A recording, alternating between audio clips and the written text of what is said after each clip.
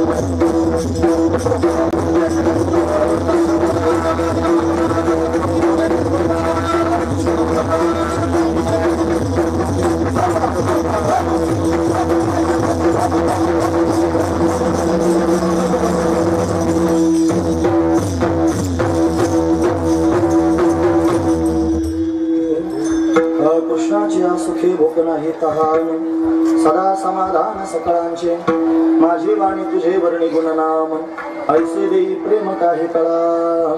प्रस्तुत प्रसंगी कीर्तन रूपी सेवे कीर्तन निवडलेला अभंग जगद्गुरु जगतवंदनीय सर्वांच्या अंतकरणाचा अधिष्ठान असणारे मौली तुकोबराय यांचा बाळक्रीडा प्रकरणातील 3 चरणांचा भगवान कृष्ण परमात्म्याच्या सुखाचे त्यांनी वर्णन करून सांगणारा अशा पद्धतीचा हा अभंग आहे. या अभंगामध्ये मौली तुकोबराय आपल्याला काय प्रतिपादन करून सांगतात तत्पूर्वी आपण एकदा संतांना नमन करू. श्री संताची माथा चरण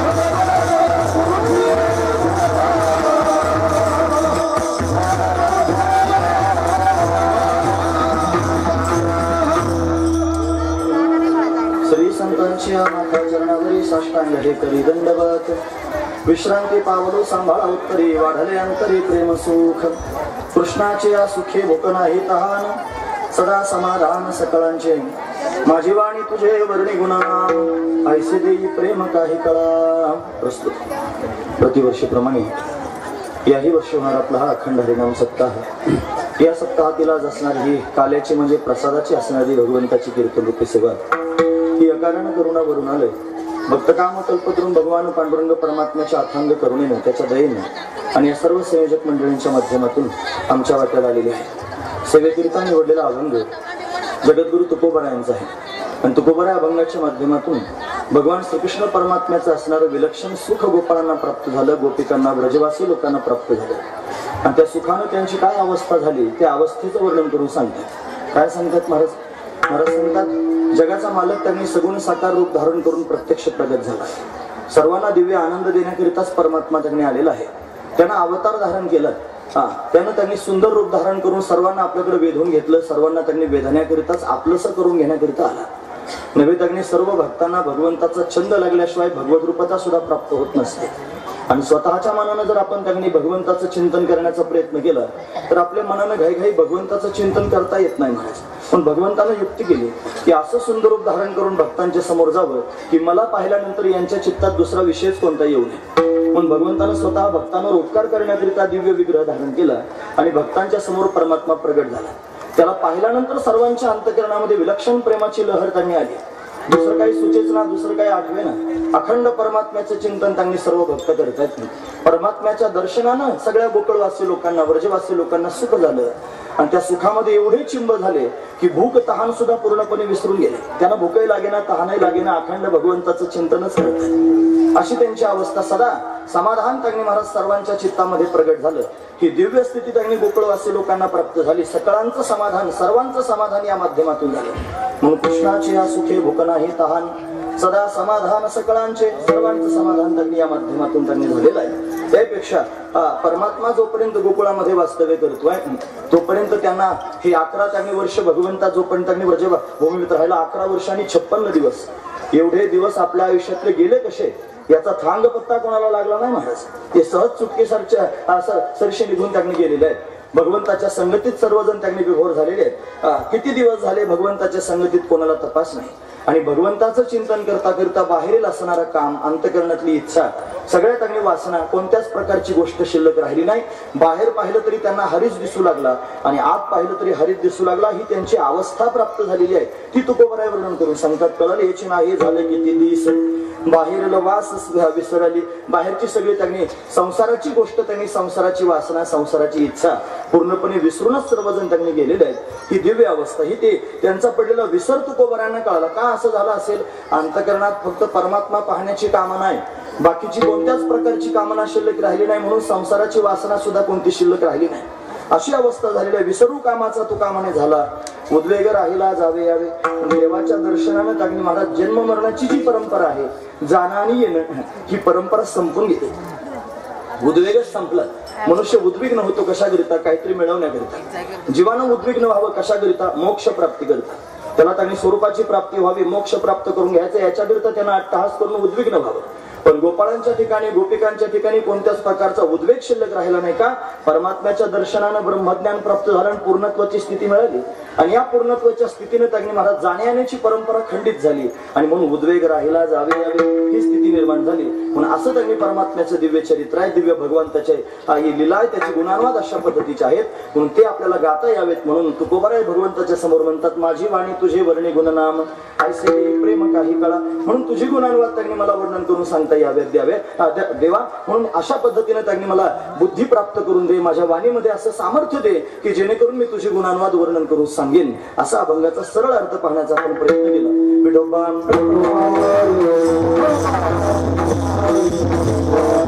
सुखे भोग नाही तहान झाले सदा समाधान सकळांचे.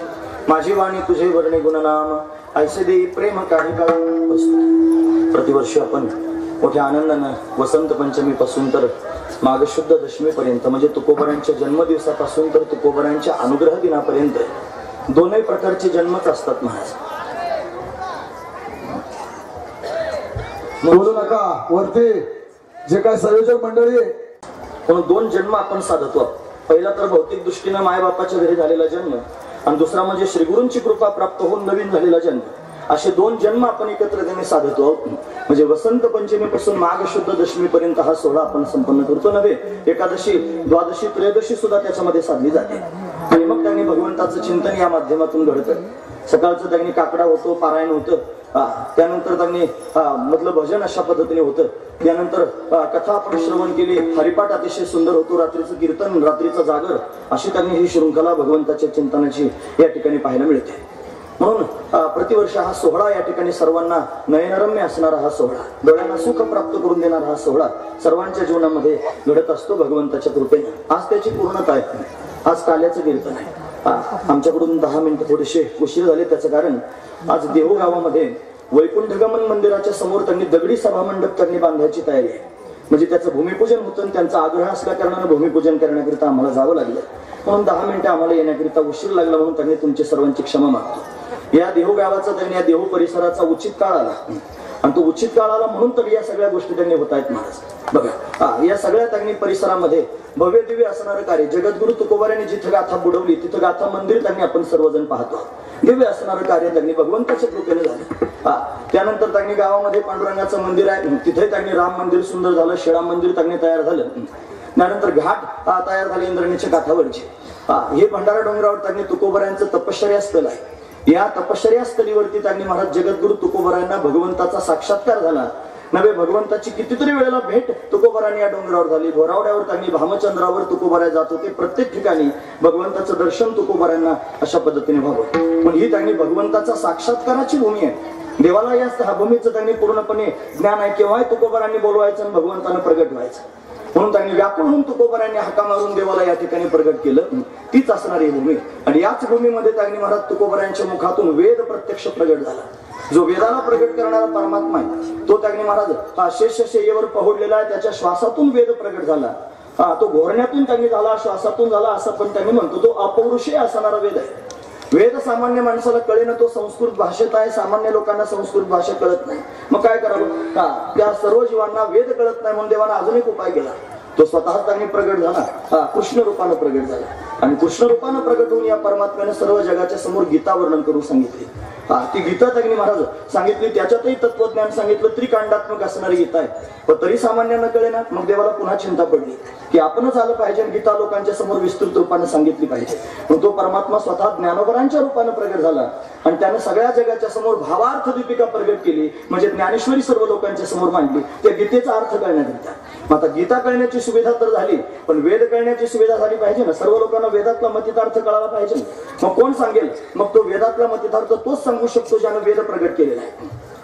पण वेद प्रगट केलेला जो परमात्मा, त्या परमात्म्याला चिंता पडली, तो स्वतःच त्यांनी वेदाचा अर्थ सांगण्याकरिता प्रगट झाला आणि तो त्यांनी तुकोबरांच्या रूपाने प्रगट झाला. तुका भासाला मानवी वेशधारी, परी हा लीला विग्रही निर्विकारी.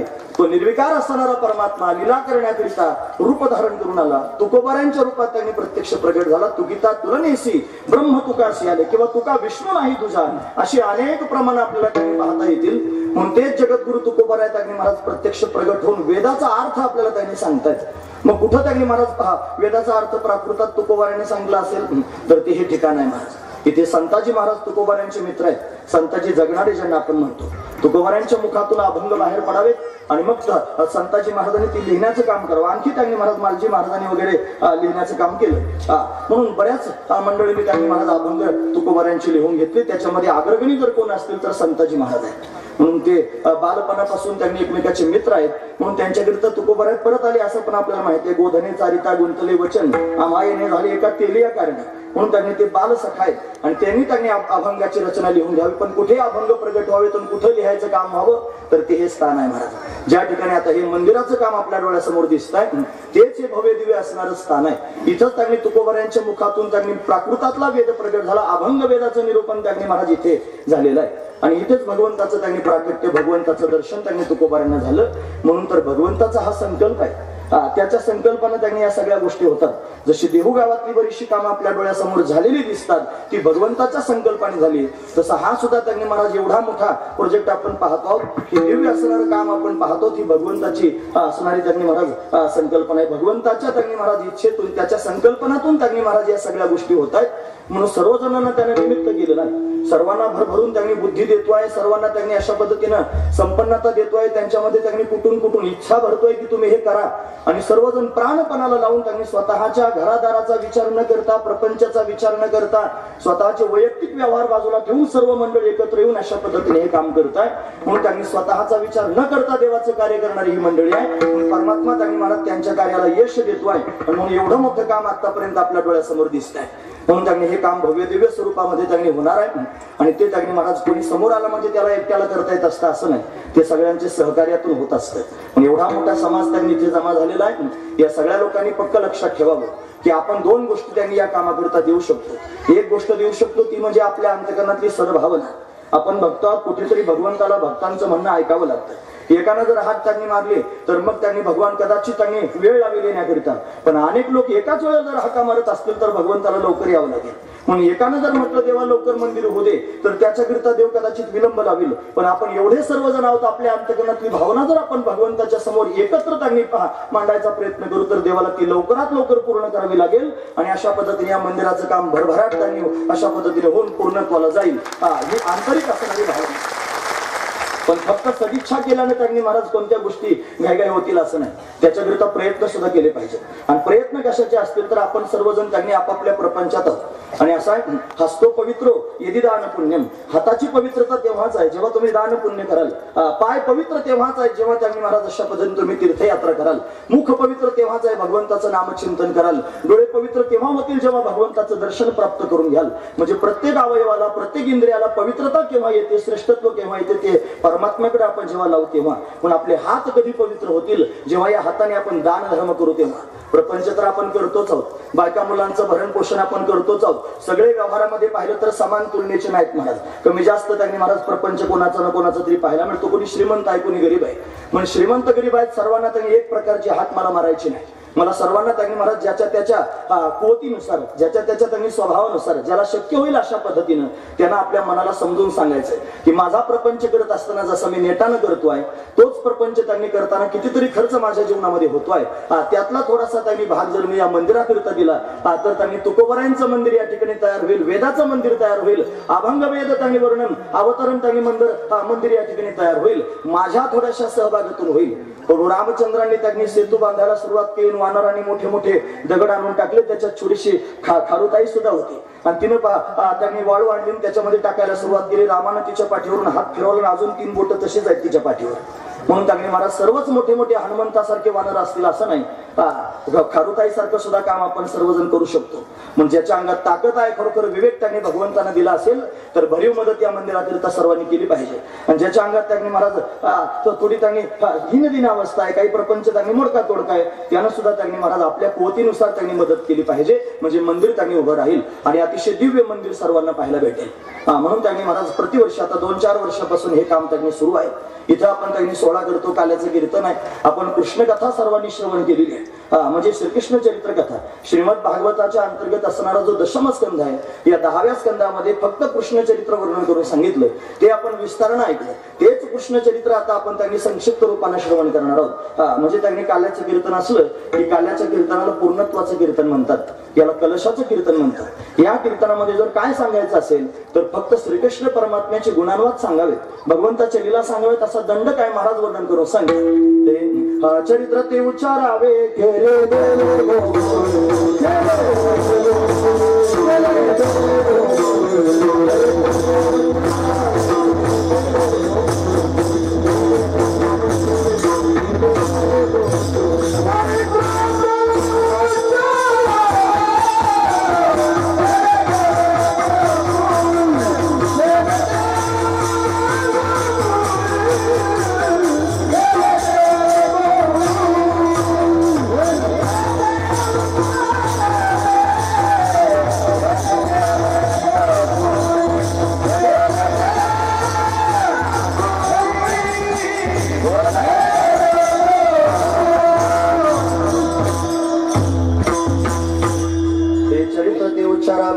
केले देवी गोकुळ, देवानं गोकुळात केलेलं चरित्र सांगावं. भगवान गोकुळामध्ये प्रगट झाला, का प्रगट झाला सर्वांना पूर्वपीठिका माहिती आहे, पण कीर्तनाचा दंडक म्हणून त्यांनी सांगतो, संप्रदायाचे नियम म्हणून आपण त्यांनी महाराज या सगळ्या गोष्टी केल्या पाहिजे. काल्याच्या कीर्तनामध्ये त्यांनी भगवंताचं चरित्रच इत्तमभूत सांगितलं पाहिजे. वेळ अतिशय थोडा असतो, त्याच्यात आता 1 तास उरला, म्हणजे 1 तास उरला खटवांग राहायची, या नियमानुसार 1 तासात त्यांनी भगवंताचं चरित्र सांगून अभंगावर त्यांनी बोलायचं. म्हणून त्यांनी का सुरुवातीला मंदिराविषयी 2 शब्द मी बोललो, शेवटी जर त्यांनी वेळ संपून गेला मग मी कधी बोलणार आहे. पण महत्वाची गोष्ट आधी त्यांनी सांगून घेत जावी, नाही जर सांगितलं तर वेळ त्यांनी संपून गेल्यावर मग काय करायचं. म्हणून त्यांनी महाराज भगवंताच्या चरित्राकडे वळूया. जगाचा मालक प्रगट झाला, त्याला सवयच आहे अनेक वेळेला प्रगट होण्याची.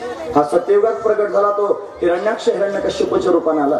तो त्रेतायुगामध्ये आला, तो त्यांनी रावण कुंभकर्णांना मारण्याकरिता राम रूपामध्ये प्रत्यक्ष प्रगट झाला. हा द्वापार युगामध्ये त्यांनी प्रगट झाला, त्याचं कारण दुराचारी जन्माला आले. जरासंधासारखे, कंसासारखे, दुर्योधनासारखे, दुःशासनासारखे, शाल्वासारखे, दंतवक्रासारखे, शिशुपालासारखे, काशीराजासारखे, पौंड्रकासारखे हे सर्वचे सर्व दुष्ट जन्माला आले आणि दुष्टांचा त्यांनी महाराज काळ वाढू लागला. म्हणून भगवंताला त्यांचा निपात करण्याकरिता यावं लागलं महाराज. म्हणून त्यांनी सज्जनांचे दिवस येत असतात, पण दुष्टांचा घडा भरावा लागतो तेव्हा. म्हणून त्यांनी महाराज दुष्टांचा घडा भरला रे भरला की आपोआप त्यांनी महाराज भगवंताला दया येते आणि भगवान सज्जनांचं संरक्षण करण्याकरिता येत असतो. घेऊन या चक्र गदा हाची धंदा करीतो, भक्ता राखी पायापाशी दुर्जनाशी संहारी, दुर्जनांचा संहार करण्याकरिता देव येतो. पृथ्वीवर पापाचा भार झाला, पृथ्वीनं भगवंताची विनवणी करायला सुरुवात केली. भगवंतांना आकाशवाणीद्वारा सांगितलं, देवकीच्या गर्भा येईल भगवान, रक्षील ब्राह्मण गाई भक्त. ही कथा आपण त्यांनी पूर्ण ऐकली. आता जी नवीन आलेली मंडळी त्यांच्याकरिता नवीन असेल, पण कथा ऐकणारी मंडळी पूर्वीपासून इथेच आहेत आणि त्यांनी ते श्रवण केलेले लांबच असणारं चरित्र पण आठवण करून पुढे त्यांनी जातलं. देवकी कंसाची चुलत बहीण आहे, तिचा विवाह त्यानं वसुदेवाबरोबर करून दिला. वसुदेव हा त्यांनी शूरसेनाचा मुलगा आहे. हा सौरी गावामध्ये त्यांनी राहत होता. तिथून त्यांनी महाराज त्याला बोलावलं, माझ्या बहिणीशी लग्न कर म्हणून त्यांनी सांगितलं. त्याचा विवाह वसुदेवाचा त्यांनी विवाह देवकी बरोबर झालेला आहे. हा विवाह संपन्न झाला. कंस त्यांनी वरात मिरवू लागला. ही वरात मिरवत असताना त्यांनी महाराज आकाशवाणी झाली, ती स्वर्गातल्या देवानी केली. स्वर्गातल्या देवांना माहित होतं कंस फार वाईट आहे, यानं त्रैलोक्यावर विजय प्राप्त करून घेतलेला आहे, सर्वांना त्रास देतोय. हा जर लवकर मरावा असं वाटत असेल तर सज्जनांचा अपराध झाला पाहिजे.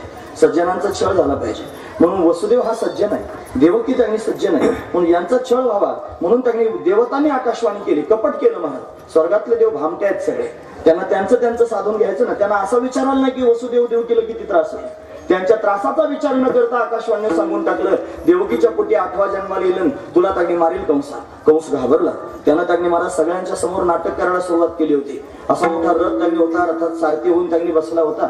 म्हणतात त्यांना 1,500 घोडे दिले होते बहिणीला आंदन म्हणून, 200 हत्ती दिले होते सुवर्ण अलंकाराने युक्त, 1800 रथ दिले होते. हा एवढं त्यांनी वर्णन आहे. बरं तुम्ही कृष्णचरित्र बारकाईने बघा म्हणजे कळेल. त्यानंतर 200 दाशी दिल्या होत्या ज्या त्यांनी सुवर्ण अलंकाराने युक्त होत्या देवकीची सेवा करण्याकरिता. एवढं त्यांनी दिलं, बहिणीला आंदन म्हणून दिलं होतं. सगळ्या लोकांच्या समोर त्यांनी झालं आश्चर्य. सर्वांना वाटत होतं किती प्रेम बहिणीवर करतोय. तोच प्रेम करणारा कंस त्यांनी आकाशवाणी ऐकल्याबरोबर देवकीला मारण्याकरिता उद्युत झाला. मारतोच म्हणला तुला, कुठे गेलं प्रेम? ते प्रेम नव्हतं, ते फक्त दिखाव्याचं होतं महाराज, लोकांच्या समोर दाखवायला होतं. म्हणून त्यांनी मारहाण करतोय. वसुदेवानं हात पकडला, मारू नकोस, माझी पत्नी आहे, मी तिचं पाणी ग्रहण केलेलं आहे. पाणी ग्रहण करणं म्हणजे विधिवत विवाह करणं. बरं पूर्वीच्या काळात विवाह व्हायचे, आता एवढी काही होते महाराज लोकांना की 5-7 मंगल अष्टक म्हणले की माळा गाळ्यात घालायचे आणि ते म्हणतात झालं लग्न. आता बच्चीबा म्हणतात आहो ते सप्तपदी येते म्हणे, राहू दे आता ती आपण नंतर पाहू. म्हणजे सप्तपदी म्हणजे अग्निनारायणाच्या साक्षीने अग्नी महाराज खऱ्या अर्थाने विवाह होतो. तो विवाह कोणी करायला नको म्हणतो. फक्त गळ्यात माळा घालून त्यांनी मोकळं व्हायचं, त्याला विवाह म्हणत नाही, त्याला वरमाला म्हणतात. पण अशा पद्धतीनं मी पाणी ग्रहण केलेलं आहे. बापानं कन्यादान करायचं असतं, जावयानं पाणी ग्रहण करायचं असतं. मी पाणी ग्रहण केलेलं आहे, माझी पत्नी आहे, तिला मारू नकोस, तिला जर मारायचं असेल तर माझ्याशी युद्ध करावं लागेल. वसुदेवानं त्यांनी सांगून टाकलं महाराज. मग कंस घाबरला. त्याला वाटलं यादवांची संख्या मोठी जास्त आहे आणि मग ती त्यांनी माझ्यावर आक्रमण करतील म्हणून घाबरून विचार करू लागला. काय करू, उद्विग्न झाला. मग त्यांनी सांगितलं आम्हाला दोघांना बंदीखान्यात नेऊन टाक, जेवढी मुलं होतील तुला देऊन टाकू. पण वसुदेव देवकीला बंदीखान्यात नेऊन टाकलं. तिथे त्यांनी यथाकाल देवकीला 6 मुलं झालेली आहेत महाराज. कंसानं 6ची 6 मुलं मारून टाकली. 6 मुलांना त्यांनी मारून टाकली. देवकी व्याकुळ होत होती. कंसाला म्हणत होती येईल एक दिवशी जगाचा मालक येईल कंसा, तुला मारल्याशिवाय राहणार नाही, अशी तिची अवस्था होती. 7वा गर्भ आला, तो योग माईनं पळवला आणि रोहिणीच्या गर्भात नेऊन त्यांनी स्थापन केला. तिथे त्यांनी महाराज बलभद्र प्रगट झाला. सर्व लोकांना चिंता पडली म्हणे रोहिणीचा पती तर त्यांनी बंदीखान्यात आहे, ही गर्भवती झाली कशी, कुठेतरी चुकली असेल, सर्वांच्या मनातला भाव आहे. म्हणून तिनं त्यांनी स्वतःचं निष्कलंकत्व सिद्ध करण्याकरिता आणि यमुनेच्या काठावर चिता रचली. ती चिता पेटवली आणि त्याच्यात उडी मारणार इतक्यात पाऊस आला. पावसाने ती चिता अशा पद्धतीने विझली आणि मग पुन्हा आकाशवाणी झाली रोहिणी निष्कलंक आहे, हा गर्भ वसुदेवाचाच आहे. तार्किक लोक त्याने म्हणतात असं कुठं होत असतं का आणि इकडून गर्भ तिकडे नेऊन टाकता येत असतो का, सगळं होतं. भगवंताच्या मनात आलं की सगळ्या गोष्टी होत असतात. म्हणून त्यांनी त्या तार्किकांची मुस्कटदाबी करण्याकरिता त्यांनी आता आपोआपच सगळ्या गोष्टी समोर यायला लागल्या. टेस्ट ट्यूब बेबी आलं की नाही, म्हणजे ट्यूब मध्ये बेबी तयार करायचं आणि गर्भात नेऊन सोडायचं, म्हणजे इकडचं तिकडे गर्भ नेऊन ठेवता येतो की नाही हे विज्ञानानं सिद्ध केलं. म्हणजे बाकीच्या लोकांना बोलायचं त्यांनी काय काम शिल्लक राहिलं नाही. अशा अनेक गोष्टी साधू संतांनी सगळ्या जगाच्या समोर प्रगट केल्या आणि त्या त्यांनी महत्वाच्याच आहेत महाराज, आपण लक्षात घेण्यासारख्या. साधू संतांना सामान्य समजू नका हो, त्यांचे अभंग त्यांच्या ओव्या म्हणजे काहीतरी समजू नका. हे त्यांनी महाराज दिव्य सगळ्या जगाच्या समोर त्यांनी दिव्य लीला करण्याकरिता आलेले आहेत. हे सगळ्या जगाला त्यांनी महाराज विशेष असणारं तत्व वर्णन करून सांगण्याकरिता आलेले आहेत. त्याला आपण पाहिलं मान्यवर काल आले होते, त्यांनी सांगितलं अध्यात्म आणि विज्ञान या दोघांची सांगड जर एकत्र झाली तरच जगाला समाधान शांती प्राप्त होऊ शकते. म्हणून शांत स्थिती जर प्राप्त करून घ्यायची असली तर अध्यात्मही स्वीकारलं पाहिजे, फक्त विज्ञान समाधान प्राप्त करून देणार नाही. म्हणून त्यांनी महाराज अध्यात्माची त्याला जोड असली पाहिजे. म्हणून अध्यात्म सुद्धा हेच सांगतं. म्हणून त्यांनी रोहिणी प्रसूत झालेली आहे, गर्भ इकडचा तिकडे योगमायेने नेऊन घातलेला आहे. तिला पुत्र प्राप्त झाला भाद्रपद शुद्ध षष्टीला. मुलांना डोळे उघडले नाहीत म्हणे, डोळे का उघडत नाही, साधू संतांना बोलावलं. मग ते म्हणले हा मुलगा सामान्य नाही, हा तर शेष नारायणाचा अवतार आहे. म्हणजे शेष नारायण भगवंताचा असं नाही ज्यावरती हा इथे आला त्यावरती भगवान सुद्धा येणार आहे. मग कुठे येईल म्हणे, नंद आणि यशोदा यांच्या घरी यावं. आबाल वृद्धाने एकादशीचं व्रत केलं, त्याचा परिणाम यशोदा आणि गर्भवती झाली. इकडे कंसाला त्यांनी कळालं 7वा गर्भ गळून गेला, त्याला जरा थोडा अहंकार झाला. तो म्हणला बघा माझ्या भीतीनं देवकीचे गर्भ गळून जायला लागले. पण त्याला काय माहिती त्याचा काळ जवळ आला, मग परमात्मा प्रगट होणार आहे. म्हणून त्या परमात्म्याने सगळ्यात आधी वसुदेवाच्या हृदयात प्रवेश केला. अष्टम गर्भरूपाने यायचं आहे. वसुदेवाच्या हृदयातून देवकीच्या हृदयामध्ये प्रवेश केला. आपलं धर्मशास्त्र असं सांगतं की जीवात्मा ज्या वेळेला त्याने जन्माला येतो त्यावेळेला त्यांनी म्हणतो पर्जन्याच्या धारेतून येतो. तुम्ही ऐकतात ना सर्वजण, मी महत्वाचा मुद्दा सांगतो, हे पण लक्षात राहिलं पाहिजे. पर्जन्याच्या धारेतून त्यांनी येतो आणि तो वनस्पतीत प्रवेश करतो. ती वनस्पती त्यांनी महाराज बाप खातो त्या म्हणजे त्याच्या पोटामध्ये प्रवेश करतो. तो जीवात्मा वनस्पतीच्या माध्यमातून आधी बापाच्या पोटात प्रवेश करतो, त्या बापाच्या तेजाच्या माध्यमातून आईच्या गर्भात तो प्रवेश करतो आणि मग खऱ्या अर्थाने त्यांनी बाळाचा जन्म होत असतो. म्हणजे ही शृंखला आपल्या जन्माची सुद्धा अशीच आहे. तसाच परमात्मा दिव्य तेज रूपाने आधी त्यांनी प्रगट झाला. तो वसुदेवाच्या हृदयात प्रवेश करून गेला. वसुदेवाच्या हृदयातून देवकीच्या हृदयात परमात्म्याने प्रवेश केला. देवकीचं तेज वाढू लागलं. महाराज सांगतात, हे देवकीचे तेज दिसे जैसा सूर्य, कंसाचे हृदय जळत असे. कंस त्यांनी व्याकुळ होऊ लागला. त्याला असं वाटलं अष्टम गर्भ आलेला आहे, तो घाबरलेला आहे. मग इकडे त्यांनी देवकीचे 9 मास पूर्ण झाले. श्रावण महिना आलेला आहे. चला, त्याच्यामध्ये अष्टमी तिथी आलेली आहे. वद्य पक्ष आहे, अष्टमी तिथी आहे, बुधवारचा दिवस आहे, रोहिणी नक्षत्र आहे. चंद्रबळ त्यांनी अतिशय चांगलं आहे. आणि आता भगवंताच्या प्राकट्याची वेळ आलेली आहे. देवदेवता कारागृहामध्ये स्तुती करण्याकरिता येऊ लागल्या. सत्यव्रतम सत्य परम ते सत्यम सत्यंच युनिम नितंच सत्य सत्यस्य सत्यमूर्त सत्य नेत्रम सत्यात्मकम त्वाम शरणम प्रपन्ना. पण भगवंताचं स्तवन त्यांनी महाराज देवदेवता करू लागल्या. सर्वांना त्यांनी आनंद झाला. परमात्मा प्रगट होतोय. त्याची वेळ त्यांनी प्रगट होण्याची जवळ आलेली आहे. आता त्यांनी महाराज रात्रीचे 12 वाजले आहेत. रात्रीच्या 12 वाजता कारागृहामध्ये लख्ख असणारा प्रकाश पडला. वसुदेव देवकीने पाहिलं कसला प्रकाश आहे. पाहतात तर त्या प्रकाशाने दिव्य आकृती धारण केली आणि त्याच्यातून चतुर्भुज असणारी भगवंताची 8 वर्षाची मूर्ती प्रत्यक्ष प्रगट झाली. वसुदेवाचा भगवंताचा संवाद त्यांनी झालेला आहे. देवानं सांगितलं की मी त्यांनी आलेलो आहे, आपण थांबण्याकरिता आलो नाही, मला आता जायचंय. वसुदेवाने विचारलं कुठे जायचंय. मग महाराज वर्णन करून सांग. नंदाच्या घराला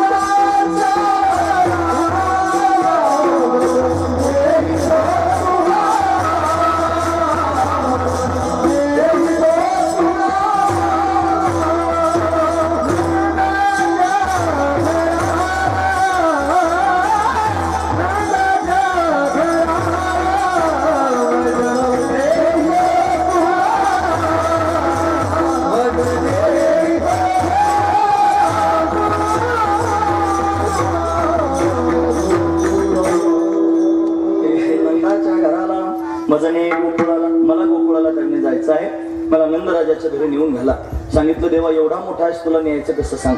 सांगितलं मी लहान होणार आहे. द्वारपाळ त्यांनी झोपी गेले. मनसी रक्षपाल ते मोहिले सकळ सर्वांना झोप लागलेली आहे. दरवाजे उघडलेले आहेत, कुलपत अग्नी गळून गेलेले आहेत. भगवान लहान झाला. देवकीनं स्तनपान त्याला करवायला सुरुवात केली. दुसऱ्या क्षणाला आठवलं सोडा सोडा मिठी लपवा लपवा जगजेठी जणी कंसाशी कळेल माझ्या बाळाशी मारेल. म्हणून त्यांनी वसुदेवाच्या हातात भगवंताला देऊन टाकलं. देवाला उचललं वसुदेवानं.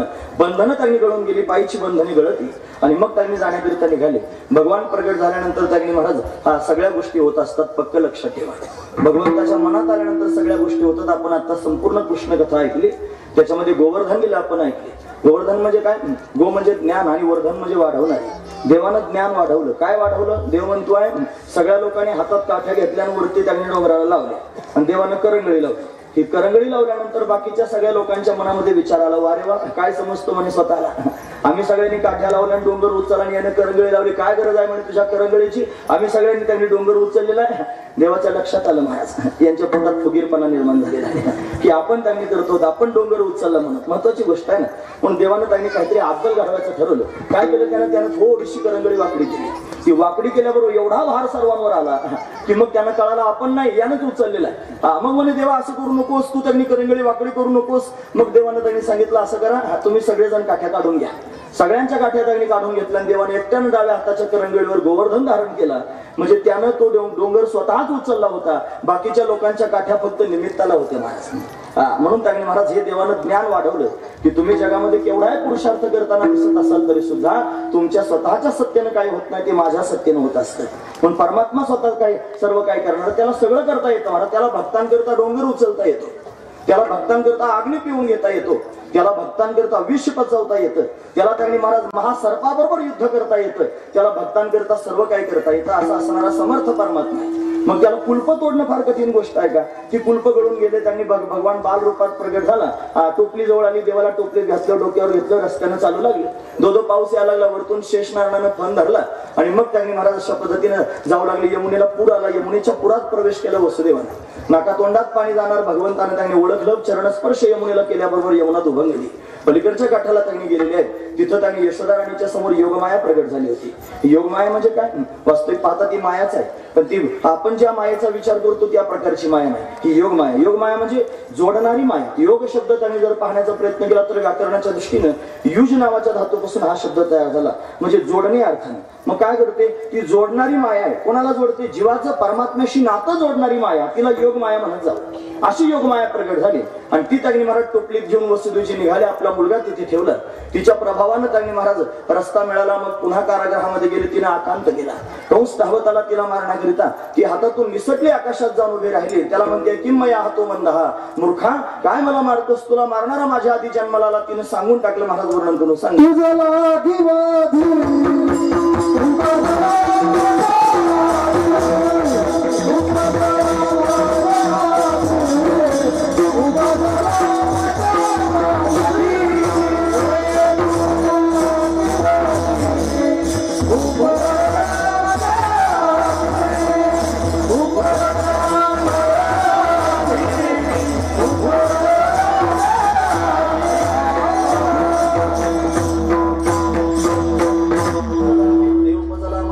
तुला मारणारा माझ्या आधी जन्माला आला. भगवान मात्र त्यांनी गोकुळामध्ये जाऊन पोहोचला सुद्धा. कंसाला बातमी कळाली. कंस इकडे भयभीत झाला. तिकडे परमात्मा प्रगट झाल्याची बातमी सगळ्या गोकुळवासी लोकांना कळाली. ही दगनी महाराज सुनंदा नावाची गवळण आहे, नंदराजाची बहीण आहे. ती यशोदा राणीची सेवा करण्याकरिता आली होती. भाऊजाईची सेवा करायला आली होती. म्हातारपणाला मुलगा होणार होता ना. बऱ्याच काळापर्यंत यशोदेला संतती झाली नव्हती. तिच्या मनात विचार आहे की आपण गेलं पाहिजे वहिनींची सेवा करायला, म्हणून सेवा करण्याकरिता येऊन थांबली होती. पण त्यांनी माया प्रगट झाली ना, सगळ्या गावाला झोप लागली होती. महाराज माया प्रगट झाली की झोपच लागते सगळ्यांना. सारे लोक झोपलेले आहेत. माऊली म्हणतात तैसा अविद्येची अनिदा विश्व स्वप्नाचा हा धांदा आणि भोगीत होता प्रबुद्धा अनादी जो. ती त्यांनी अविद्येची असणारी निद म्हणजे झोप आहे आणि त्या झोपेमध्ये विश्वरूपी स्वप्न पडलेलं आहे आणि या स्वप्नात आपण सर्वजण व्यवहार करतो. त्यातलं काही खरं नाही महाराज. आम्ही लटकेनं बोलो सगळेच वर्तमान खोटे. हे वर्तमान त्यांनी खोटच आहे. आम्ही खोटं सांगत नाही म्हणजे वर्तमान सुद्धा खोटच आहे. हा त्यातला भाव आहे महाराज. पण कशामुळे असं होतं तर झोप लागलेली आहे अविद्येची म्हणून. मग केव्हा त्यांनी जाग येईल? जेव्हा श्रीगुरु जीवनामध्ये येतील तेव्हा. म्हणून त्यांनी तो महावाक्याचे निनावे गुरुकृपेचे निथावे माथा हातू ठेविला नव्हे थापटीला जैसा.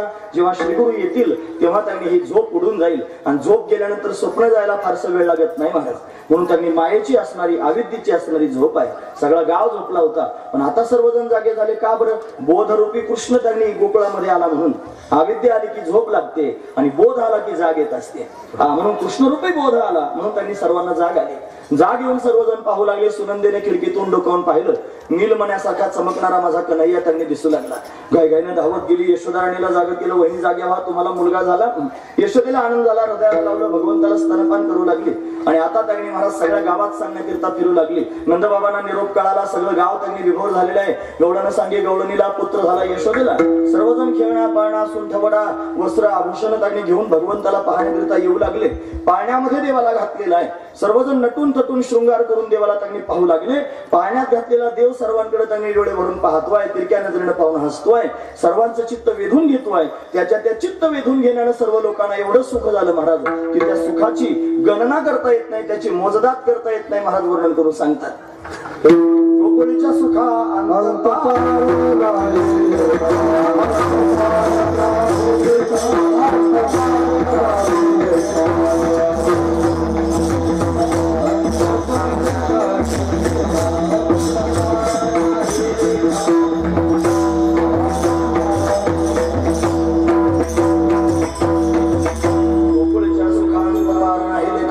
गोकुळातल्या सुखाला अंतपार राहिला नाही महाराज. का बरं? बालकृष्णानंदा घरी आनंदल्या नरनारी सर्व नरनारींना आनंद झाला आणि मग खऱ्या अर्थानं सर्वजण विभोर झाले. हा आनंद घेण्याकरिताच आले होते. हे सुख उपभोगण्याकरिताच आले होते. त्यांना कृष्णाचं सुख हवं होतं म्हणून सर्वजण त्यांनी अवतीर्ण झाले होते. हे जास्त महत्वाचं आहे. म्हणून सर्वजण भगवंताला पाहून त्यांनी सुखी झाले. दिव्य आनंद त्यांना प्राप्त झाला. आनंद व्यक्त करण्याकरिता काय करू लागले तर सर्वांनी त्यांनी महाराज गुढ्या उभारल्या, तोरणं लावली, कथा करू लागली, गाणी गाऊ लागली. गुढी उभारली पाहिजे ना. मागच्या वर्षी पण आपण ऐकली होती गुढी, आता पण परत ऐका. गुढी महत्वाची आहे महाराज आणि सगळ्यांनी उभारली पाहिजे गुढी. ते तुम्ही सर्वजण ऐकतात ना. महत्वाचा मुद्दा सांगतोय. आपली जी संस्कृती आहे, आपला जो धर्म आहे, याच्यामध्ये त्यांनी आपण हे इंग्रजी महिने पाहतो की नाही, या इंग्रजी महिन्यांपेक्षा त्यांनी मराठी महिन्यांना आपण महत्व दिलं पाहिजे आपली संस्कृती म्हणून. आणि त्याच्यामध्ये वर्षाची सुरुवात जर कशाने होत असेल तर गुढी पाडव्यानं होत असते. पाडव्याच्या दिवशी त्यांनी गुढी उभारतात. का उभारतात त्याचं कारण सांगतो. ब्रह्मदेवानं सृष्टीला निर्माण करायला सुरुवात त्या दिवशी केली होती. त्या दिवशी जे भौगोलिक वातावरण, नैसर्गिक वातावरण जे असतं त्याच्यामध्ये त्यांनी फार जास्त ऊर्जा असते आणि ती ऊर्जा त्यांनी आपण साठवायची असते. मग ऊर्जा साठवण्याकरिता काय केलं पाहिजे. ऊर्जेला खेचण्याकरिता गरज असते कलशाची. कलश मंदिर आता तयार होणार आहे. मंदिराच्या कामा कळसू म्हणजे मंदिर पूर्ण केव्हा होईल, जेव्हा कामाचा कळस त्यांनी होईल तेव्हा. मग कळस त्यांनी केला जातो, कळस त्याच्यावर पालथा घातला जातो. तो ऊर्जा खेचण्याकरिता आहे. म्हणून त्यांनी गुढीवर पालथा तांब्या त्यांनी घालतात. कशाकरिता. तो ऊर्जा त्यांनी खेचण्याकरिता आहे. तो जो उभा असणारा बांबू कशाकरिता असतो. त्या बांबूच्या मध्ये पण गाठींमध्ये पोकळे असते महाराज. ते त्यांनी महाराज आपल्या घरापर्यंत त्याला आणायचं त्या ऊर्जेला. म्हणून ती गुढी स्त्रीलिंगी आहे ना, मग तिला वस्त्र द्यायला नको का, म्हणून त्याला त्यांनी महाराज लुगडं नेसवलं जातं गुढीला. बरं त्यांनी महाराज कडू आणि गोड एकत्र केलं जातं. कशाकरिता. नवीन वर्ष येणार आहे, त्याच्यात काय सगळ्याच गोष्टी आपल्या मनासारख्या होतील का, काही चांगल्या वाईट सुद्धा होतील. म्हणून त्यांनी चांगल्या आणि वाईट दोनही गोष्टींचं स्वागत करायचं. म्हणून त्यांनी महाराज कडू आणि गोड एकत्र करायचं असा त्यातला भाव आहे. मौली ज्ञानोबरांनी 700 वर्षापूर्वी त्यांनी महाराज गुढी वर्णन करून सांगितले. ज्ञानेश्वरीतल्या 8व्या अध्यायातील 33वा जो श्लोक आहे त्याच्यावरची 739 आणि 40 क्रमांकाच्या 2 ओव्या. या ओव्यांमध्ये मौली ज्ञानोबराय म्हणतात, आधोर तो गुढी काढी प्राण नवाची पिंडी आणि बांधो निघाली उडी मध्यमे माझी संकल्प विकल्पाचे लुगडे फेडोनी मन उघडे. असे त्यांनी 2 ओव्या आहेत महाराज. म्हणजे त्याला लुगड शब्द आला, त्याच्यात गुढी शब्द आला, आधाऊर्ध्व शब्द आला, वरतून त्यांनी पालथा तांब्या उभी असणारी काठी, या 2 गोष्टी एकत्र करतात. त्याला आधाऊर्ध्व म्हणतात. म्हणजे 700 वर्षापूर्वी त्यांनी अशा पद्धतीने गुढी झालेली आहे. आता लोक गुढीचा संबंध संभाजी राजांच्या चरित्राकडे लावतात. हे आपलं दुर्दैव आहे महाराज. म्हणून त्यांनी ते अशा पद्धतीने लावलं जातं. मग औरंगजेबानं त्यांचं मस्तक तोडलं, ते भाल्यावर घेतलं, आया बहिणींची आबरू घेतली आणि त्यांचे लुगडे त्याला लावले आणि असं एकदम त्यांनी महाराज चुकीचं लोकांच्या समोर सांगितलं जातं. अहो असं जर झालं असतं तर लोकांनी खरोखर आनंद म्हणून ते साजरं केलं असतं का, ते प्रतीक म्हणून आपल्या घरी त्यांनी लावलं असतं काय, त्या दिवशी गोडधोड लोकांनी केलं असतं का, खरं सांगा. म्हणजे ते त्या पद्धतीने पाहायचं नाही. 700 वर्षापूर्वी ज्ञानोबरांनी सांगितलं संभाजी राजांचा कालखंड 350 वर्षापूर्वीचा आहे आणि ज्ञानोबरांचा कालखंड 700 वर्षापूर्वीचा आहे. म्हणजे 700 वर्षापूर्वी गुढी उभारली जात होती, तशीच गुढी आपण आपल्या घरी त्यांनी उभारली पाहिजे. का होत आहे याचं कारण अंतर्गत असणारी षडयंत्र होत आहे, आपल्याला कळत नाही. आपल्या दृष्टीने त्यांनी 3 चरित्र फार महत्वाचे आहेत म्हणत. काय उंच करून ऐका सगळ्या लोकांनी. पहिलं चरित्र भगवान श्रीकृष्ण परमात्म्याचं आहे, दुसरं चरित्र संतांचं चरित्र आहे आणि तिसरं चरित्र छत्रपती शिवरायांचं आहे आणि शंभूराजांचं चरित्र आहे. हे 3 चरित्र अतिशय महत्वाचे आहेत. मग तुम्ही धार्मिक आहात, तुम्ही त्यांनी एवढे सगळे कार्य करत आहात, तुम्हाला बळ जर कशाचं असेल तर या आदर्श असणाऱ्या महापुरुषांच्या चरित्राला पाहून तुम्ही बलवान होता. मग तुम्हाला जर त्यांनी मोडायचं असलं, तुम्हाला जर हरवायचं असलं, तुम्हाला परास्त करायचं असलं, तुमची संस्कृती जर मोडायची असली तर काय करावं लागेल. तुमच्या डोळ्यासमोर असणारे आदर्श महापुरुष त्यांच्या चरित्रात भेसळ केली पाहिजे. त्यांचे चरित्र आहेत तसे न सांगता चुकीचे सांगितले पाहिजे आणि मग त्यांनी नवीन पिढीवर तसे संस्कार केले पाहिजे. त्याच्याकरिता अंतर्गत भूमिगत केलेलं षडयंत्र आहे आणि या षडयंत्रातून श्रीकृष्ण परमात्म्याचं चरित्र चुकीचं सांगितलं जातं, त्याच्यावर काहीतरी आरोप केले जातात. संतांच्या चरित्रात त्यांनी घोळ घालून ठेवला म्हणजे त्यांचा घात झाला आणि ते वैकुंठाला सध्या गेलेच नाही असं म्हणणारे झाली की नाही तार्किक जन्माला. म्हणजे त्यांच्या चरित्रात घोळ घातला आणि छत्रपतींच्या चरित्रातल्या सगळ्याच गोष्टी चांगल्या चांगल्या काढून टाकल्या. मला जे आपल्याला अनुकूल धर्माला अनुकूल गोष्टी आहेत सगळ्या काढून टाकल्या. दाखवा मला कुठे रायरेश्वराचा जो अभिषेक आहे 16 वर्षाच्या वयात छत्रपतीने केला, कुठं पुस्तकात आहे. दाखवा भगवतीनं त्यांनी भवानी तलवार दिलेला प्रसंग कुठे तुम्हाला पुस्तकात पाहायला मिळतो. कुठे छत्रपती त्यांनी कीर्तनात येऊन बसत होते, तुकोबरायांच्या समोर त्यांनी रामदास स्वामींची अशा पद्धतीने सल्ला त्यांनी घेत होते. कुठं लिहिलं, आता कुठे लोक याला मानतात मला सांगा. लहान मुलांना तर हे शिकवलं जात नाही. का सांगतो, कशाकरिता पोट तिडकीनं सांगतोय. आणि अंतःकरणापासून मला असं वाटतं की ही जागा आहे सांगण्याची. हे त्यांनी धर्माचं व्यासपीठ आहे. अनेक व्यासपीठ असतात, हे धर्मकारण आहे. याच्यावरती त्यांनी असणारं राजकारण आहे आणि त्याच्यावरती असणारं समाजकारण आहे. समाजाची सेवा त्यांनी करायची म्हणून त्यांनी सगळ्यात मूळ जर काय असेल तर धर्मकारण आहे. पण या धर्मकारणाला धरून बाकीच्या सगळ्या गोष्टी त्यांनी व्हाव्यात हा त्यातला भाव आहे. म्हणून धर्म आधी लक्षात घ्यावा, मग राजकारण, मग समाजकारण त्यांनी होत जावं. म्हणून छत्रपती आधी धर्म जाणणारे होते, म्हणून धर्म त्यांनी छत्रपती जाणून त्या पद्धतीने वागत होते असा पुरावा कुठंच लोक देत नाहीत. आता त्याचं कारण आपल्याला फक्त बुद्धिभेद करून त्यांनी शांत करायचा हा त्यातला भाव आहे. म्हणून मायबाप, माझी विनंती आहे सर्वांना, आणि त्यापेक्षा अख्ख्या महाराष्ट्रात फिरून बघा, त्या महाराष्ट्रामध्ये त्यांनी महाराज हे जे देहू गाव आहे किंवा हा जो परिसर आहे, हा परिसर या दोनही चरित्रांकरता फार महत्वाचा आहे. तो संतांचं चरित्र आणि छत्रपतींचं चरित्र, त्या चरित्राचा प्रसार जर कुठून जास्त त्यांनी होत असेल तर या स्थानावरून त्यांनी झाला पाहिजे. गरजेची गोष्ट आहे महाराज, त्यांचं कार्य इथे विशेष रूपाने झालेलं आहे. म्हणून या परिसरानं त्यांनी मला सजग झालं पाहिजे, आणि सजग होऊन त्यांनी महाराज अशा पद्धतीने सावध होऊन जे ओरिजिनल असणारं चरित्र आहे ते सगळ्या लोकांच्या समोर ठेवलं पाहिजे. हे आपल्या सगळ्यांचं कर्तव्य आहे महाराज. इथे अनेक त्यागनिक क्षेत्रातले मान्यवर उपस्थित आहेत. माझी सगळ्यांच्या समोर विनंती आहे, जर संतांच्या विरोधात, माऊली ज्ञानोबरायांच्या, तुकोबरायांच्या विरोधात कोणी त्यांनी षडयंत्र करून चुकीचं बोलत असेल तर आम्ही बोलतो आहोत, आमचं बोलायचं काम आहे. पण तुम्ही सर्वांनी सुद्धा आमच्या बरोबर उभं राहून त्यांनी महाराज या सगळ्या लोकांना विरोध केला पाहिजे. जर तुम्ही त्यांनी आम्हाला सपोर्ट करत नसाल, तुम्ही जर आम्हाला सहकार्य करत नसाल तर आम्ही एकटे उरडून काय करणार आहोत. पूर्वीच्या साधू संतांना सुद्धा राजाश्रय होता, म्हणून तर मोठे मोठे धार्मिक कार्य करता आले. म्हणून त्यांनी या परिसरातल्या सर्वच त्यांनी दिग्गज मंडळींना माझी विनंती आहे की त्यांनी जिथं तुम्हाला सापडेल मनुष्य तुकोबरायांच्या विरोधात बोलणारा, चुकीचं चरित्र सांगणारा, तुम्ही तुमच्या शब्दात त्याला तिथंच मोडून काढायचं. हे जर तुम्ही कराल तर मग आम्हाला बळ प्राप्त होईल. म्हणून या सगळ्या गोष्टी महत्वाच्या असो. गुढी महत्वाची, गुढी उभारली गेली, तोरणं लावली, भगवंताचं प्राकट्य झालं, आनंदाचा उत्सव सर्वजण करू लागले. भगवंतांनी सर्वांना आनंद देण्याकरिता आला होता ना, तिरक्या नजरेने पाहून सर्वांना वेधून घेतलं. तिकडे कंसाला वाईट वाटायला लागलं. या कंसानं त्यांनी महाराज पुतनाबाईंना पाठवलं. पुतना त्यांनी विष घेऊन आली भगवंताला मारण्याकरिता. भगवंताला त्यांनी मारण्याकरिता उद्युत झालेले आहे, पण भगवंताने विचार केल्याचा उद्धार केला पाहिजे. म्हणून ज्ञानोबरा सांगता, शोषिली पुतना आईने मोहिलेली करू. त्यानं त्यांनी शोषून घेतली पुतना, आधी तिचं विष घेऊन घेतलं. त्यानंतर तिला प्रेमपाना फुटला, तो प्रेमपाना प्राशन केला.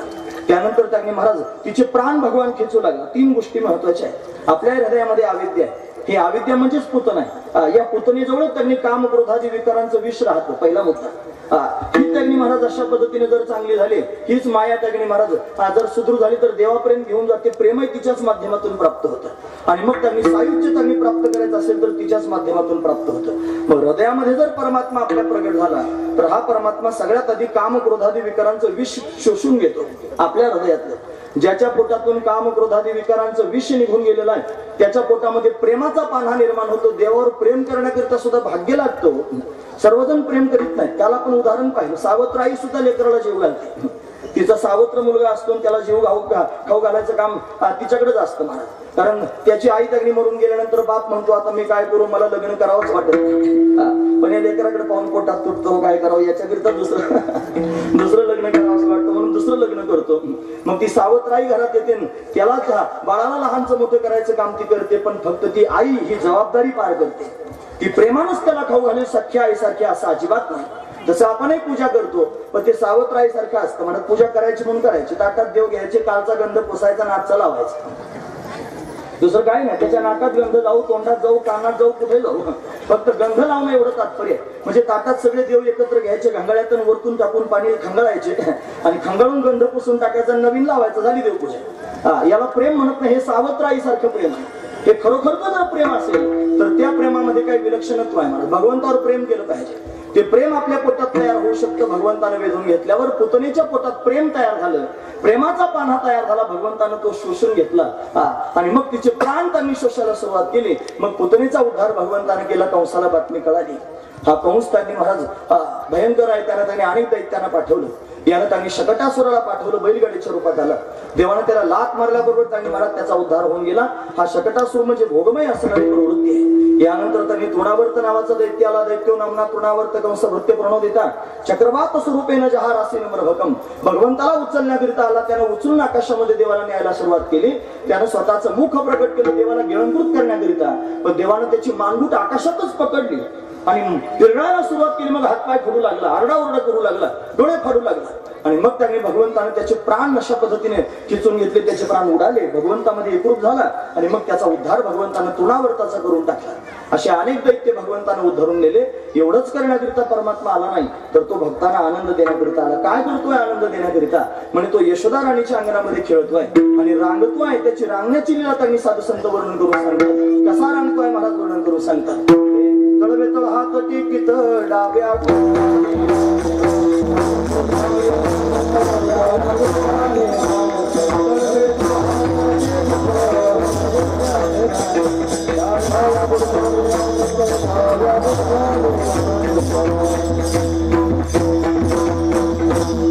पाणी प्यायचं तुम्हाला. तळवे तळ हात टेकीत डाव्या गुडघ्याने रांगत रंगणी रंगनाथ रोम्या देवतेला असंही रांगू लागला. हा रांगतोय त्याने घरात रांगतो एवढंच नाही, हा यशोदेच्या अंगणात त्यांनी रांगू लागला. अंगणात रांगता रांगता त्यांनी महाराज गोपिकांच्या घरात जाऊ लागला. आणि गोपिकांच्या घरात जाऊन स्वतःच डेऱ्यामधलं लोणी घेऊन खाऊ लागला. गोपिकांच्या घरातलं लोणी खाऊ लागल्यानंतर गोपिकांनी याला पाहावं, पाहून पकडावं, पकडून पायाला बांधावं आणि यशोदेच्या समोर गाराणं सांगण्याकरिता जावं. महाराज सांगतात रांगत रंगणी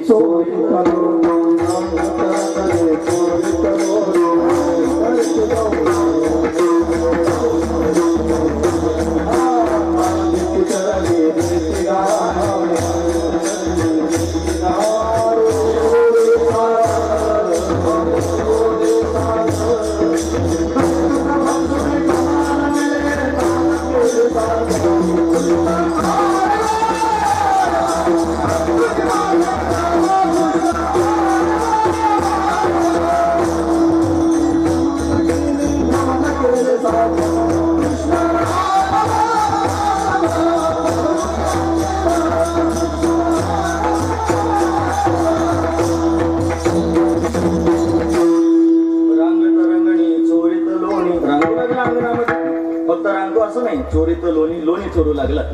मग काय होऊ लागलं? धावणी धरिती गवळणी, गवळणी त्याला पकडू लागल्या. मग काय करू लागल्या? म्हणे बांधी ती चरणी त्याच्या पायाला बांधू लागल्या. मग काय करू लागल्या? देती गाराणी गारणं सांगण्याकरिता कोणाला? यशोदे साजणी यशोदेला गारणं देण्याकरिता येऊ लागल्या. यशोदेने सांगावं, तो जर खरंच तुमच्या घरात येतो ना, मग माझ्या समोर पकडून त्याला दाखवा, परतून माते दावा असं त्याने म्हणते. परतून मागे दावा असं आपण म्हणतो, पण ते माते दावा मला दाखवा, त्याला पकडून त्यांनी मला त्याला आळून त्याला पकडून माझ्या समोर त्यांनी आणा. कारण माझं बाळ असं चोरी करण्यासारखं नाही. बाळ सुगुण गुणाचे ताने, बाळ दिसतंय गोजीर वाणे, काय सांगता गाणे रांगतोय. रांगता रांगता त्यांनी अशा पद्धतीने चोरी करतोय. हा चोरी करण्याकरिता जात होता. सर्वांना असं वाटतं देवानं चोऱ्या केल्या. आणि गोपिका गारणं सांगायला येत होत्या. सर्वांना असं वाटलं गोपिका गारणं सांगत होत्या. पण दोन्ही गोष्टी त्यांनी मला आपल्या मनानुसार आहे. वस्तुस्थिती काही वेगळीच आहे. कन्हैया चोरी करण्याकरिता जात नव्हता. कन्हैया त्यांनी मला वेधून घेण्याकरिता, त्यांचं चित्त चोरून त्यांना सुख देण्याकरिता जात होता. महत्वाचा मुद्दा.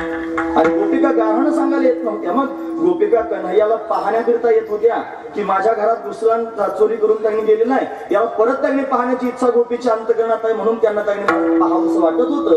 पण हातात ती सगळी कामं सोडून या गोपिका भगवंताला पाहण्याकरिता येत. अशी गोपिकांची अवस्था की रांगणारा कन्हैया मोठा होऊ लागला.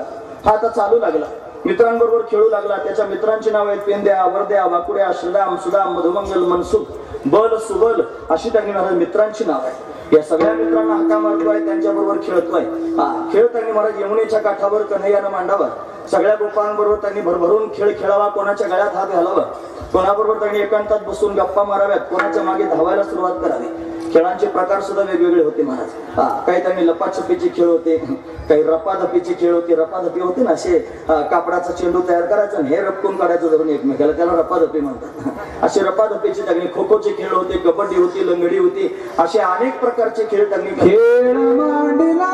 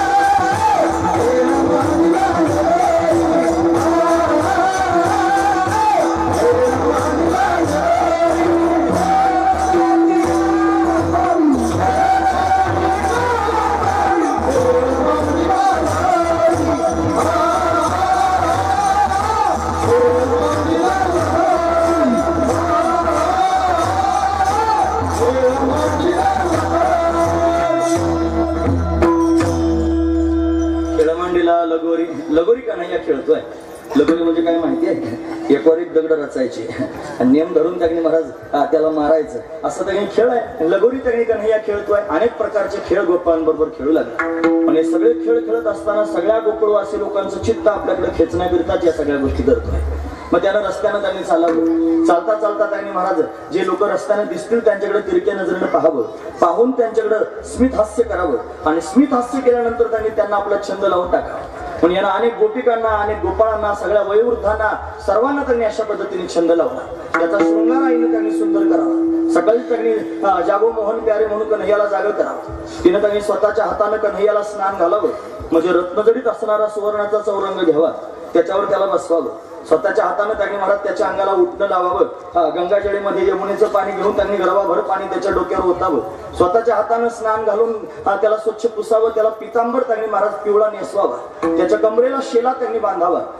त्याचा त्यांनी शृंगार करत असताना त्याच्या डोळ्यामध्ये काजळ घालावं. कमलनयन असणारा परमात्मा, कानापर्यंत विस्तारलेले भगवंताचे नेत्र आहेत. उंच असणारं परमात्म्याचं कपाळ आहे. त्या कपाळावर तिच्या हाताने तिने त्यांनी अशा पद्धतीनं चंदनाची उटी लावावी. त्याच्यावर केशराचं त्यांनी महाराज केशर लावावं. वरतून त्याच्या मस्तकावर मोर मुकुट अशा पद्धतीने ठेवावा. कानामध्ये मकराकार कुंडले घालावेत. त्याच्या दंडामध्ये बाजूबंद असावेत. हातांमध्ये त्यांनी मनगट्या असाव्यात. पायामध्ये त्यांनी पैंजण आहे. कमरेला त्यांनी साखळी कन्हैयाच्या बांधलेली आहे. त्याच्या हातामध्ये बासुरी असावी. आणि हा कमलनयन असणारा परमात्मा आईला आनंद देत देत मित्रांमध्ये खेळण्याकरिता जावा. यानं त्यांनी महाराज ती बासुरी शेल्यात कायमस्वरूपी कोणच ठेवलेली असावी. जेव्हा कधी वाटेल तेव्हा त्यांनी बासुरी त्यानं वाजवायची. या बासुरीच्या स्वरातून त्यांनी महाराज सर्वांना आपल्याकडे वेधून घ्यायचं काम करायचं. याने किती लोकांना वेधलं असेल त्याचं जर त्यांनी लक्षण ऐकायचं असेल तर त्यांनी सर्वजण तिथे भगवंतानं वेधून घेण्याकरिताच आले होते. तिथली माती आहे त्याला ब्रजभूमी म्हणतात. ती त्यांनी महाराज 84 कोस असणारी ब्रजभूमी ही त्यांनी गोलोकधामातून भगवंतानं प्रगट केलेली आहे. त्याला तिथे त्यांनी वाहणारी जी नदी आहे ती सामान्य नाही. ती त्यांनी महाराज गोलोकधामातून येणारी जी विरजा नावाची भगवंताची पत्नी आहे ती यमुनेच्या रूपाने त्यांनी वाहती आहे. तिथं तपस्वी असणारे ऋषीमुनी गोमातेच्या रूपात प्रगट झालेले आहेत. कोणी वानर झालेला आहे, कोणी पक्षी झालेला आहे, कोणी त्यांनी महाराज अनेक प्रकारानं गोप गोपी होऊन भगवंताच्या आजूबाजूला आहे. तिथला डोंगर सुद्धा त्यांनी अवतारी आहे ज्याला आपण गोवर्धन म्हणतो. हे सर्वची सर्व त्यांनी महाराज भगवंताच्या समोर आहेत आणि या मुरलीच्या माध्यमातून भगवान सर्वांना वेधून घेतोय. सर्वांकडे पाहतोय. गोपिकांकडे पाहिलं की गोपिकांनी स्वतःला विसरून जावं. गोपाळांकडे पाहिलं की गोपाळांनी स्वतःला विसरून जावं. पक्ष्यांनी फडफड करत उडायचं बंद व्हावं. त्यांनी चारा टिपायचं बंद होऊन जावं. गो मातेने त्यांनी घास खाणं बंद करावं. यमुना मातेने खळखळाट करून वाहण्याचं बंद करून त्यांनी पांगुळले यमुना जड आणि पक्षी राहिले निश्चळ अशी अवस्था व्हावी. जी वानर कधीच एका जागेवर बसणार नाहीत. या वानरांनी त्यांनी महाराज भगवंताच्या मुखारविंदाकडे पाहतच राहावं. म्हणजे वानरांना कन्हैयानं वेधून घेतलं. उड्या मारणारी हरणं त्यांनी, हरणांचा स्वभाव असतो जर हरण कळपानं गेलं एका जागेवर बसायचं ठरलं तर आपल्या एकमेकाकडे तोंड करून बसत नाहीत महाराज. ते विरुद्ध दिशेला तोंड करून बसतात. पण भगवंताच्या सानिध्यात आलेली हरणं त्यांनी भगवंताकडेच सर्वजण तोंड करून बसू लागली. उड्या मारायचं विसरली, चरायचं विसरली महाराज. वानर विसरले, पक्षी विसरले, हरण विसरले, गोपाळ विसरले, गोपिका विसरल्या, पाणी विसरलं. डोंगर भगवंताच्या त्यांनी सानिध्यात आहे. वृक्ष त्यांनी भगवंताच्या सानिध्यात आहेत. वेली भगवंताच्या सानिध्यात आहेत. आणि सर्वजण भगवंताचं जे सुख आहे ते सुख अशा पद्धतीने उपभोगतायत. सर्वांना भगवंताचं सुख त्यांनी प्राप्त होत आहे आणि विभोर झाले. हे सुख भोगता भोगता त्यांनी मला स्वतःचीच आठवण राहिली नाही. ज्यांना स्वतःचीच आठवण राहिली नाही त्यांना त्यांनी खानपानाची तरी काय आठवण राहिली असेल का महाराज. भगवंताचा छंद सर्वांना लागला आणि त्या छंदात दिवस दिवस भगवंताच्या मागे गोपाळ फिरू लागले. कोणाला भूक लागली नाही, कोणाला तहान लागली नाही. सर्वजण विभोर होऊन त्यांनी भगवंताच्या सुखाने संतुष्ट झाले आणि भगवंताच्या सुखाने संतुष्ट होऊन स्वतःला भाग्यवान समजू लागले. हे तुकोबारायांना प्रत्यक्ष पाहायला मिळालं. म्हणून तुकोबारायांनी सगळ्या जगाच्या समोर ती परिस्थिती गोपाळांची, गोपिकांची, ब्रजवासी लोकांची वर्णन करून सांगितली. अभंगाच्या पहिल्या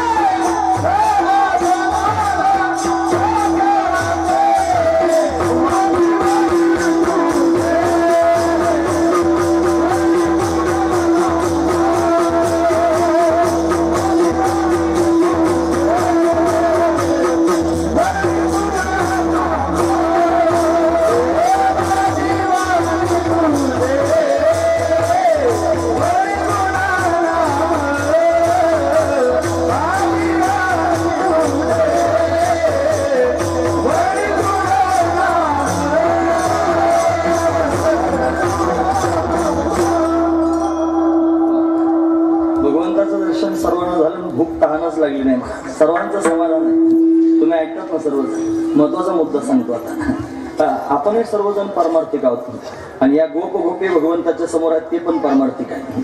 पण आपल्याला कधी असं झालं का एखाद्या दिवशी की आपण त्यांनी भगवंताचं भजन म्हणतो आणि दिवसभर भजनच म्हणत राहिलो आणि भूकच लागली नाही आणि तहान लागली नाही. थोडेसे 12 वाजून जाऊ द्या महाराज, मग बघा काय होतं ते. 11च्या पुढेच लोक आ करायला सुरुवात करतात. मग तू कीर्तन सांग नाही तर देवाचं सांग नाही तर कशाचं सांग. आकाराला आले की लोक बरोबर आ करतात. कोणी भूक विसरत नाही, कोणी तहान विसरत नाही. हे भूक तहान का विसरले त्याचं कारण त्यांना छंद लागला. त्यांनी स्वप्न पाहिली भगवंताच्या संगतीत जाण्याची. प्रत्येकाला वाटत होतं देवानं मला हाक मारावी. जेव्हा भगवान त्यांनी महाराज पेंद्या म्हणून प्रेमानं हाक मारत होता, भगवान जेव्हा वरद्या म्हणून प्रेमानं हाक मारत होता, तेव्हा पेंद्याला वरद्याला केवढं समाधान वाटत होतं महाराज की माझं नाव घेऊन त्यांनी हाक मारतो, हे पेंद्या, हे वरद्या, हे वाटद्या. फार समाधान सर्वांना वाटायचं. देवानं माझं नाव घेतलं, देव मला बोलावतोय. एखाद्याच्या जर गळ्यात हात देवानं घातला तर गळ्यात हात घातल्यानंतर त्यांनी म्हणत त्यानं चालावं त्याच्या मित्राबरोबर आणि चालता चालता सगळ्या लोकांनी पाहावं देवानं त्याच्या गळ्यात हात घातलाय. मग चर्चेचा विषय व्हावा. देव आला आणि त्याने त्यांनी महाराज वरद्याच्या गळ्यात हात घातला आणि गळ्यात हात घालून त्यांनी चालत होता. वरद्याला त्यांनी महाराज काय समाधान सांगावं. देवानं माझ्या खांद्यावर हात ठेवला, देव माझ्या बरोबर त्यांनी तोंड भरून बोलतोय. केवढा आनंद त्याच्या अंतकरणात होऊ लागला. कोणाला हात मारला तरी आनंद होऊ लागला, कोणाला स्पर्श केला तरी आनंद होऊ लागला. कोणाबरोबर त्यांनी खेळायला सुरुवात केली त्याला आनंद होऊ लागला. कोणाकडे तिरक्या नजरेने पाहिलं त्याला आनंद होऊ लागला. आणि काय विचार मनात येऊ लागला माहितीये, दुसरं काही आठवतच नाही. आज देवानं माझ्याकडे पाहिलं, आज देवानं माझ्याकडे पाहिलं. हा एवढाच एक विचार आहे मला. आज देव माझ्याशी बोलला, आज देव माझ्याशी बोलला. एवढाच भाव मला. आमचे भाऊ सांगायचे संसारातल्या लोकांना त्यांनी एकमेकावर बोलल्यावर किती आनंद होतो. पूर्वीच्या काळात लग्न कार्य व्हायचे, आताही होतात पण पूर्वीचे काही वेगळे. म्हणजे लग्न झाल्यावर 5-5, 6-6 वर्ष नवरा बायको एकमेकावर बोलायचे नाहीत लोकांच्या समोर. जुन्या लोकांना तुम्ही विचार, लाज वाटायची बोलायचे मोठ्या माणसासमोर.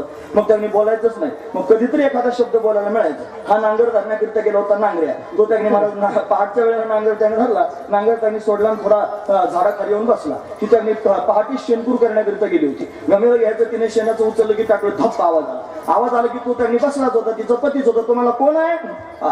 कोण आहे म्हणल्यावर ही म्हणली मीच आहे. एवढंच झालं बोलणं. मला तिकडे गेला, ही इकडे गेली. पण एवढा आनंद तिला झाला. ते आले होते, ते म्हणले कोण आहे?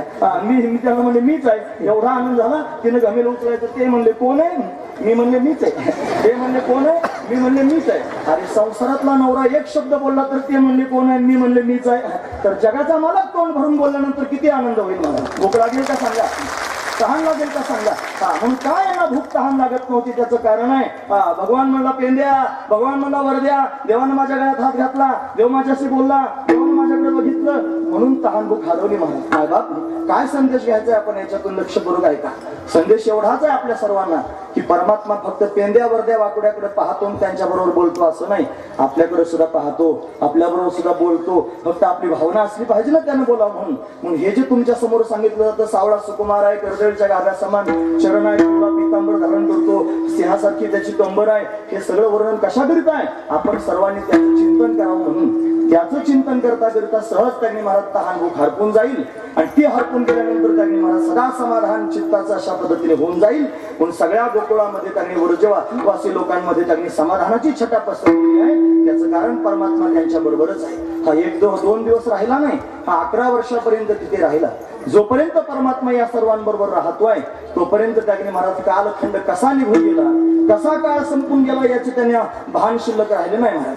म्हणून भगवंताच्या संगतीत राहत असताना संसारातली कोणतीच वासना अंतकरणात तयार झाली नाही आणि भगवंताच्या संगतीतले दिवस कसे निघून गेले हे गोपगोपींना कळालं नाही. तुकोबराय सर्वांच्या समोर वर्णन करून सांग.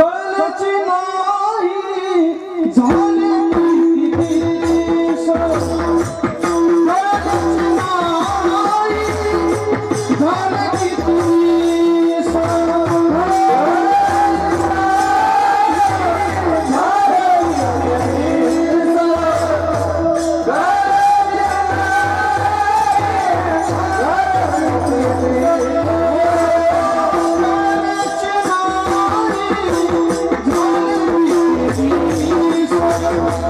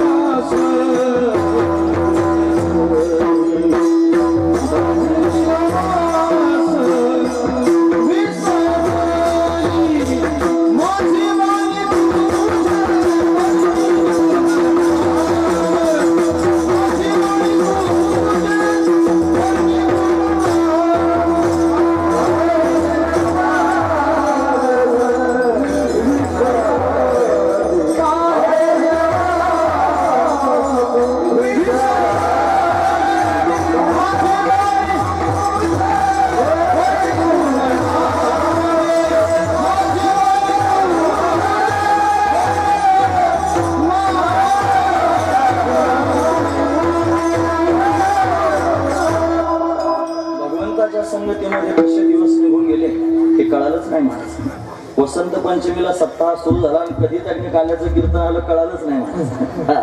कसे दिवस त्यांनी घायघायने निघून गेले हे त्यांनी कळत नाही. भगवंताची संगती प्राप्त झाल्यानंतर आपल्यालाही कळणार नाही जेव्हा भगवान आपल्या संगतीत येईल. म्हणून सर्वांनी एक गोष्ट पक्की लक्षात ठेवा की भगवान फक्त गोपाळांच्या संगतीत जातो असं नाही, आपल्याही संगतीत येण्याकरिता तयार आहे. आपल्या सगळ्यांकडे पाहतोय मला, तुमचा विश्वास असो अगर नसो. नारदांनी भगवंताकडे विनंती केलेली आहे, मागणं मागितलं होतं नारदांनी. काय मागणं मागितलं? देवा जेव्हा कधी भविष्यामध्ये अनेक तुझे भक्त एकत्र येतील आणि तुझी गुणांवाद गातील तेव्हा तुला त्यांच्या समोर जावं लागेल. पण भगवंतानं वचन दिलं महाराज, मी माझ्या भक्तांमध्ये जाईल. नारदा मी उभा तेथे माझे भक्त गातील जेथे. जिथं माझे भक्त माझे गुणांवाद गातील तिथं मी उभा राहील. पण या मंडपामध्ये या कीर्तनामध्ये सुद्धा आज परमात्मा प्रत्यक्ष उभा आहे. जरी तो त्यांनी आपल्याला चर्मचक्षुने दिसत नसला तरी त्यानं दिलेलं वचन पूर्ण करण्याकरिता त्याला यावं लागतं. तो उभा आहे आणि फक्त उभा आहे असं नाही, तो आपल्या सगळ्यांकडे पाहतोय. कोण कुठे बसलेला आहे, कोणत्या कोपऱ्यात आहे हे त्याला चांगल्यापैकी कळतं. फक्त कोणत्या कोपऱ्यात बसला एवढंच त्याला कळतं असं नाही, सगळ्यांच्या मनातल्या भावना सुद्धा कळतात. कोणाच्या मनात काय चाललंय, कोण काय विचार करतोय या सगळ्या गोष्टी सुद्धा त्याला कळतात. त्याच्यापासून काही लपत नाही महाराज. म्हणून सर्वज्ञ असणारा सर्व शक्तिमान असणारा परमात्मा आपल्या सर्वांकडे पाहतोय. आपण याच मंडपामध्ये सगळ्यांनी एकमुखानं भगवंताची विनवणी केली पाहिजे. देवा आम्हाला कळालंय तू इथंच आहेस, आमच्याकडे पाहतोस म्हणून विनंती आहे देवा. जसं या पेंद्याला वर्द्याला वाकुड्याला सुदामाला त्यांनी महाराज प्रेम देतोस, त्यांना आपलंसं त्यांनी करून घेतोस, तसं मला सुद्धा आपलंसं करून घे. असं मनोमन सर्वांनी भगवंताबरोबर आताच बोला. आज आता ताबडतोब सर्वांनी मनातल्या भावना भगवंताच्या समोर व्यक्त करा. तो परमात्मा आपल्या सगळ्यांचं म्हणणं त्यांनी ऐकेल आणि एक दिवशी त्यांनी महाराज आपलं म्हणणं ऐकून आपल्या समोर प्रत्यक्ष प्रगट होईल. आणि तो प्रगट झाल्याबरोबर त्यांनी आपल्याकडे पाहून आपल्याला वेधून घेईल आणि आपल्याला त्यानं वेधून घेतल्यानंतर आपल्याला सुद्धा त्यांनी महाराज भूक तहान कुठे निघून गेली कळणारच नाही. म्हणून कृष्णाची या सुखी भूक नाही तहान काही शिल्लक राहणार नाही. म्हणून सदा समाधान सदैव समाधान त्यांनी महाराज सगळ्यांना प्राप्त होईल. ही अवस्था कृष्ण संगतीत प्राप्त होणारी अवस्था आहे. म्हणून त्यांनी किती दिवस निघून गेले गोपाळांना कळालं नाही, त्याच्या संगतीत उड्या मारतात. यानं गोपाळांना पाहून त्यांनी विचार केला सगळे मरतुकडे त्यांना काहीतरी खायला दिलं पाहिजे. म्हणून त्यांनी गोपाळांना बरोबर घेऊन चोऱ्या करण्याकरिता जाऊ लागला. माठ त्यांनी गोपिकांचे फोडू लागला, दही दूध तूप लोणी चोरून खाऊ लागला. गोपिकांनी त्यांनी गाणं सांगायला यावं, यशोदे अगं तुझ्या पोराला काही समजून सांग. कुशाल त्यांनी आमच्या घरात घुसतो, माठ फोडून टाकतो, दही दूध तूप लोणी खाऊन टाकतो. यशोदेने समजून सांगण्याचा प्रयत्न केला तरी पण कन्हैया ऐके ना. मग काय करावं, रोज उठून त्यांनी चोऱ्या करतोय. यशोदेने त्यांनी महाराज नवस केला गणपती बाप्पांना. गणपतीला म्हणले देवा माझ्या पोरग चोरी करतोय, त्याच्या चोऱ्या बंद होते. 1 महिना देवानं गणपतीचं त्यांनी महाराज व्रत पाळलं. म्हणजे त्यांनी गणपतीला नवस केला आपण चोरी करायची नाही. चोरी केली नाही महाराज देवाने, 1 मास देवे चोरी नाही केली. मग नवस फेडण्याकरिता गेली पाठीभर त्यांनी मोदक घेऊन सगळं पूजेचं साहित्य नेलं आणि आता दिवा पेटवायचं काहीतरी काळीच पेटी घरी राहिली म्हणून घरी निघाले. मग ते कन्हैयाला सांगून गेली म्हणे बघ कान्हा आता त्यांनी मी घरी चाललेलं आहे, इथं पाठी ठेवलेली आहे मोदकाची, जर त्यांनी कोणी आलं तर हात लावू द्यायचं नाही, तू सगळ्यांचं राखण कर. आईला जाऊ दिलं महाराज. समोर त्यांनी मोदक होते ना, एक मोदक घेतला गणपतीच्या समोर, मोदकाकडे पाहायला लागला, गणपतीकडे पाहायला लागला. गणपती बाप्पा आपले लंबोदर आहेत, मोठं पोट आहे, अशी स्वर्ण त्यांनी आई मोदक खायला सुरुवात केली. 1 मोदक खाल्ल्यावर गणपतीने विचार केला, अरे म्हणे मोदक खातोय पोरग, म्हणे खाऊ द्या जाऊ द्या, एखादा खाईल किती खाईल लहान आहे. 1 मोदक खाल्ला, 1 खाल्ल्यावर दुसराही हातात घेतला, दुसरा खायला सुरुवात केली. गणपतीला जरा अजून वाटलं की म्हणजे 2 खाल्ले. 3रा मोदक घेतला, मग जरा जास्त टेन्शन आलं गणपतीला, अजून खातो की काय. मग त्यांनी खायला सुरुवात केली आणि गणपतीकडे पाहता पाहता सगळे त्यांनी खाऊन घेतले. वरतून गणपती बाप्पाकडे पाहून सांगितलं, हे बघ आता आई येणार आहे, ती विचारली त्याने मोदक कुठे गेले. जर तिला खरं सांगितलं ना मोदक कुठे गेले तर जिथं मोदक गेले तिथं पाठवेन तुला. गणपतीला सांगूनच टाकलं महाराज. आता काय करायचं, गणपती बाप्पा म्हणले हो बाबा येऊ दे, जे होईल ते होईल पाहू. यशोधराने आलीच महाराज. आल्यावर तिने विचारलं का रे का ना मोदक कुठे गेले सगळे. म्हणलं काय सांगू आई तुला, एक उंदरावर बसून मोठ्या पोटाचा आला आणि त्यानं माझ्या समोर मोदक खायला सुरुवात केली. मी म्हणत होतो अरे खाऊ नको, आई काय म्हणेल, एक सुद्धा माझा शब्द त्याने ऐकला नाही. तुला जर खोटंच वाटत असेल साक्षीदार हा आहे, त्याला विचार. गणपतीकडेच बोट केलं. आईला मला काहीच माहित नाही, मला काय विचारू नका म्हणला. पण गणपतीला त्यांनी मला दम देऊन टाकला. हा सगळ्यांना दम देणार आहे. पण चोऱ्या मात्र त्यांनी बंद केल्या नाही. परत चोऱ्या त्यांनी सुरू केली. 1 महिना देवाने चोरी केली नाही. मग मात्र त्यांनी मला खोड्या करतोय. यानं अनेक प्रकारच्या खोड्या करायला सुरुवात केली. तुम्हाला माझं गाणं सांगायला गोपिका येतात काय, त्यांच्या घरात घुसायला सुरुवात केली. थोड्याशा बांधलेलं ऐकून त्यांनी पुढे जाऊया, कारण निर्धारित वेळ मला सांगितली, त्या वेळेत मला आता थांबायचंय म्हणून त्यांनी हा कन्हैया चोऱ्या जसा करतो तसा खोड्या करण्याकरिता जाऊ लागला. ज्या गोपीनं गारानं सांगावं तिच्या घरात त्यांनी जावं महाराजांनी. आणि काय करावं जावं माहिती आहे, तिला दमदाटी करण्याकरिता जायचं. माझ्या घरात येतेस काय, माझ्या घरात येऊन माझी चुगली करतेस काय, थांब तुला अद्दल घडवतो. भाकरी करत होती गोपी सकाळी सकाळी, तिच्या चुलीमध्ये असणारं लाकूड जळतं घेतलं. बरं असं जळतं लाकूड घेतलं, तिच्या घरालाच लावायला लागला. मला देऊ का घर पेटवून, माझ्या घरी येतेस, देऊ का मला पेटून घर. हो म्हणे माझं घर पेटवतोस. घराचं काढलं लाकूड तिच्या तोंडावरच धरलं. असं म्हणला देईन तोंडावर तुझ्या बापाचे घर, तुझ्या बापाचं घर आहे का म्हणला. माझ्या घरी त्यांनी गारानं सांगायला तर तुला लेकर बाळा नाहीत का, तुझ्या घरचे लेकर खात नाहीत तर म्हणे तरी तू चुकलो नाही. माझ्या घरी गारानं सांगायला येते. ती हात पिठाचे भरलेले अशीच यशोदेच्या समोर गेली. म्हणे यशोदे अगं सांग तुझ्या पोराला काही समजून, कुशाल त्यांनी माझं घर पेटवायला चालन, वरतून लाकूड जळतं माझ्या तोंडावर धरलं. तिचं त्याने गारणं होतं नाही, तो दुसरी धावत आली महाराज. ते म्हणे अगं यशोदे काही सांग पोराला समजून. म्हणे काय झालं. अगं त्याने म्हातारं दारात झोपवलं होतं, डेराच आणला ताकाचा आणि डेरा आणला असत त्याच्या ढेरीवर नेऊन फोडला. बरं त्याला उगं माझं कुक्कू बळकट म्हणून म्हातारा वाचलं. त्याचं म्हातारा गेला असतं मग काय पाहिलं असतं. त्याची मोठी ढेरी होती, घोरत होता म्हातारा, दरवाज्यात त्यांनी झोपवला होता, घेतला डेरा आणि फोडला त्याच्या ढेरीवर नेऊन. तो हा करून त्यांनी जागा झाला. आणि मग गोपी सांगण्याकरिता गेली. परवाला आमच्या घरात आरी निजला होता म्हातारा आणि आणून ताकाचं डेरा फोडला. सैरा त्यावर का डेरा फोडला असेल त्याला सांगितलं वेड्या तू स्वतःला घराचा मालक समजतोस वेड्या, तू मालक नाही, तू म्हातारा झालास. आता तुला हाकलून गेलेलं आहे घराच्या बाहेर, घरातले सगळे लोक घरात झोपले तर तुला बाहेर झोपवलेलं आहे. त्याला सांगायचंय महाराज भगवंताच्या लिहिलेला अर्थ भरलेला आहे. बाहेर का झोपवलं म्हातारं त्याचं कारण आहे महाराज. लोण्याचे डेरे जसे घरात ठेवले होते आणि ताकाचं बाहेर ठेवलं होतं. ताक आसार असतं ना ते बाहेर ठेवलं होतं. आसार वस्तू बाहेरच असते, सार घरात ठेवलं जातं. घरातली माणसं घरात झोपले तर याला बाहेर झोपलं होतं. देवाला समजून सांगायचं होतं बघ तुला बाहेर झोपवलं म्हणजे तू आसार आहेस, तुझ्या डेरीवर त्यांनी डेरा आणून फोडतो. फोडलाच महाराज डेरा. त्याला समजून सांगितलं. देव असं लिलेमधून समजून सांगतो महाराज. अशा अनेक प्रकारच्या म्हातारं राखणदार ठेवलं होतं.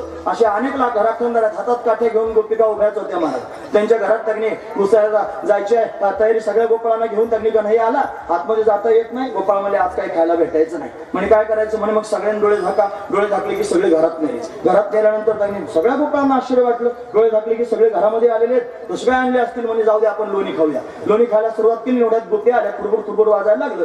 अरे म्हणे चोर तर घरात आहेत. सगळ्या गोपिका आल्या आणि येऊन त्यांनी पाहायला लागल्या. गोपाळांना त्यांनी चिंता पडली. म्हणे आता काय करायचं. देव म्हणला परत डोळे झाका. सगळ्यांनी डोळे झाकले. सगळ्यांना बाहेर काढलं. एक जण होता त्याचं नाव आहे पेंद्या.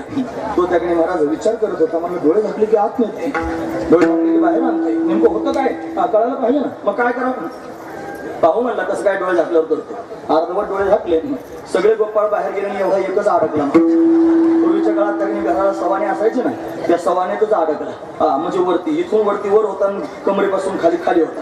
हातपाय पडत होता. गोपी म्हणल्या कुठे आहे चोर. म्हणे पाहिलं वरती दिसला. अरे म्हणे चोर.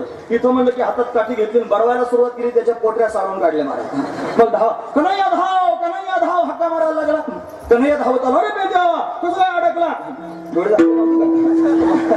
तुम्हाला झाकले होते डोळे पण अर्धेच झाकले होते. देवा देव म्हणला माझ्यावर जर विश्वास ठेवायचा असला तर डोळे झाकून विश्वास ठेवायचा. जर अर्धवट विश्वास ठेवला की पोटऱ्या साऱ्या लागतील. महत्वाची गोष्ट आहे. म्हणून देवावर विश्वास डोळे झाकून ठेवावा, नाहीतर मार खावा लागेल मायेचा. हे देवाला समजून सांगायचं म्हणून देव अशा पद्धतीच्या लीला करतोय महाराज. त्याने अनेक प्रकारच्या लीला केल्या. सर्वांना अशा पद्धतीने वेधून घेतलं.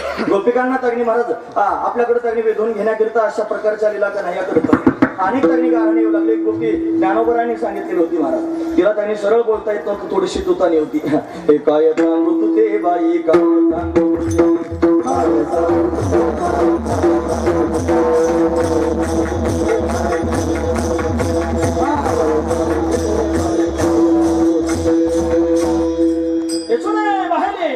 बोबडी होती थोडीशी.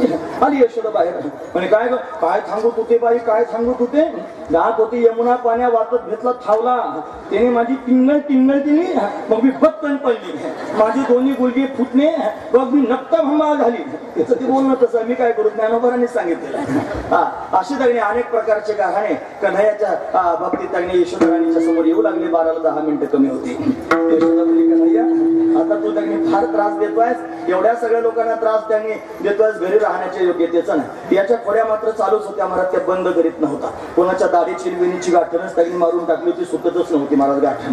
कारण तिनं गारानच तसं सांगितलं होतं, म्हणजे काय समजतो स्वतःला गावचा पाटील झाला म्हणून काय गावच बुडवावा, अरे कान्हा अरे कृष्णा मनोरंजन मोहना, घरचा दिवा झाला म्हणून काय आढाला बांधावा, असं बोलायला सुरुवात केली होती. सद्गुरु सोयरा झाला म्हणून काय आचार बुडवावा, त्या सगळ्या शब्दात कठोर शब्दात गोपी बोलत होती.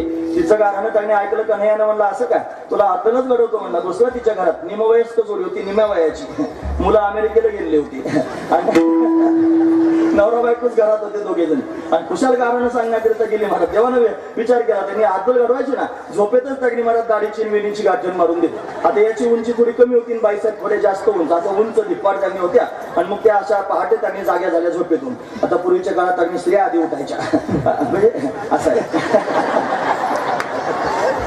तुम्ही सुज्ञ आहात असं म्हटलं. बाईसाहेब उठून बसल्याची दाढी अशी ओढली गेली महाराज. दाढी ओढल्याबरोबर तापला लगेच, हाय म्हणला मस्त होणी माझी हंडी करते ओढाओढी माझं लागी. मला काय ओढाओढ करते ती म्हणली, मी नाही तुम्हालाच म्हातारचा सुटला, कशाला माझी वेणी ओढता, झालं भांडण दोघांचं सुट. आता सकाळी सकाळी दरवाजा उघडत असतो, आज अजून दरवाजा उघडला नाही. कन्हैयानं त्यांनी सगळ्या गावाला जाऊन सांगितलं, उद्या आपल्या गावात शिमग्याचं सोंग येणार. शिमगा जवळ झाला होता बोंब मारायला. शिमग्याचं सोंग येणार, सगळ्यांनी तयार राहा शिमग्याचं सोंग पाहण्याकरिता.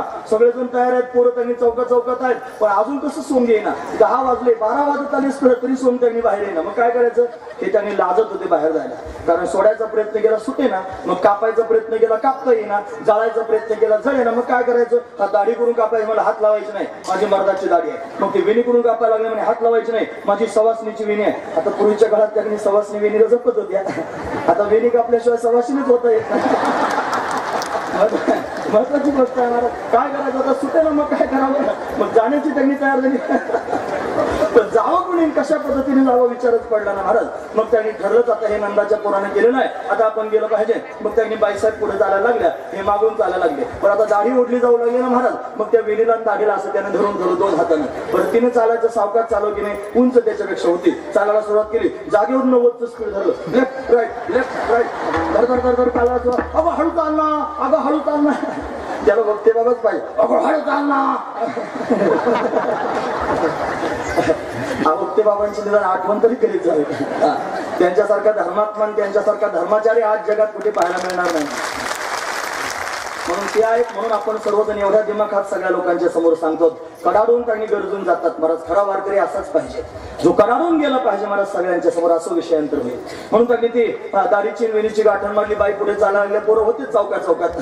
पोरांनी पाहिलं त्यांनी दाढी बांधलेली आहे, वेणी बांधलेली आहे. बाई त्यांनी चालते आणि गवळण बरोबर गवळण गरगर गिरक्या मारी, गवळी बरोबर दाढी धरी फिरायला सुरुवात केली.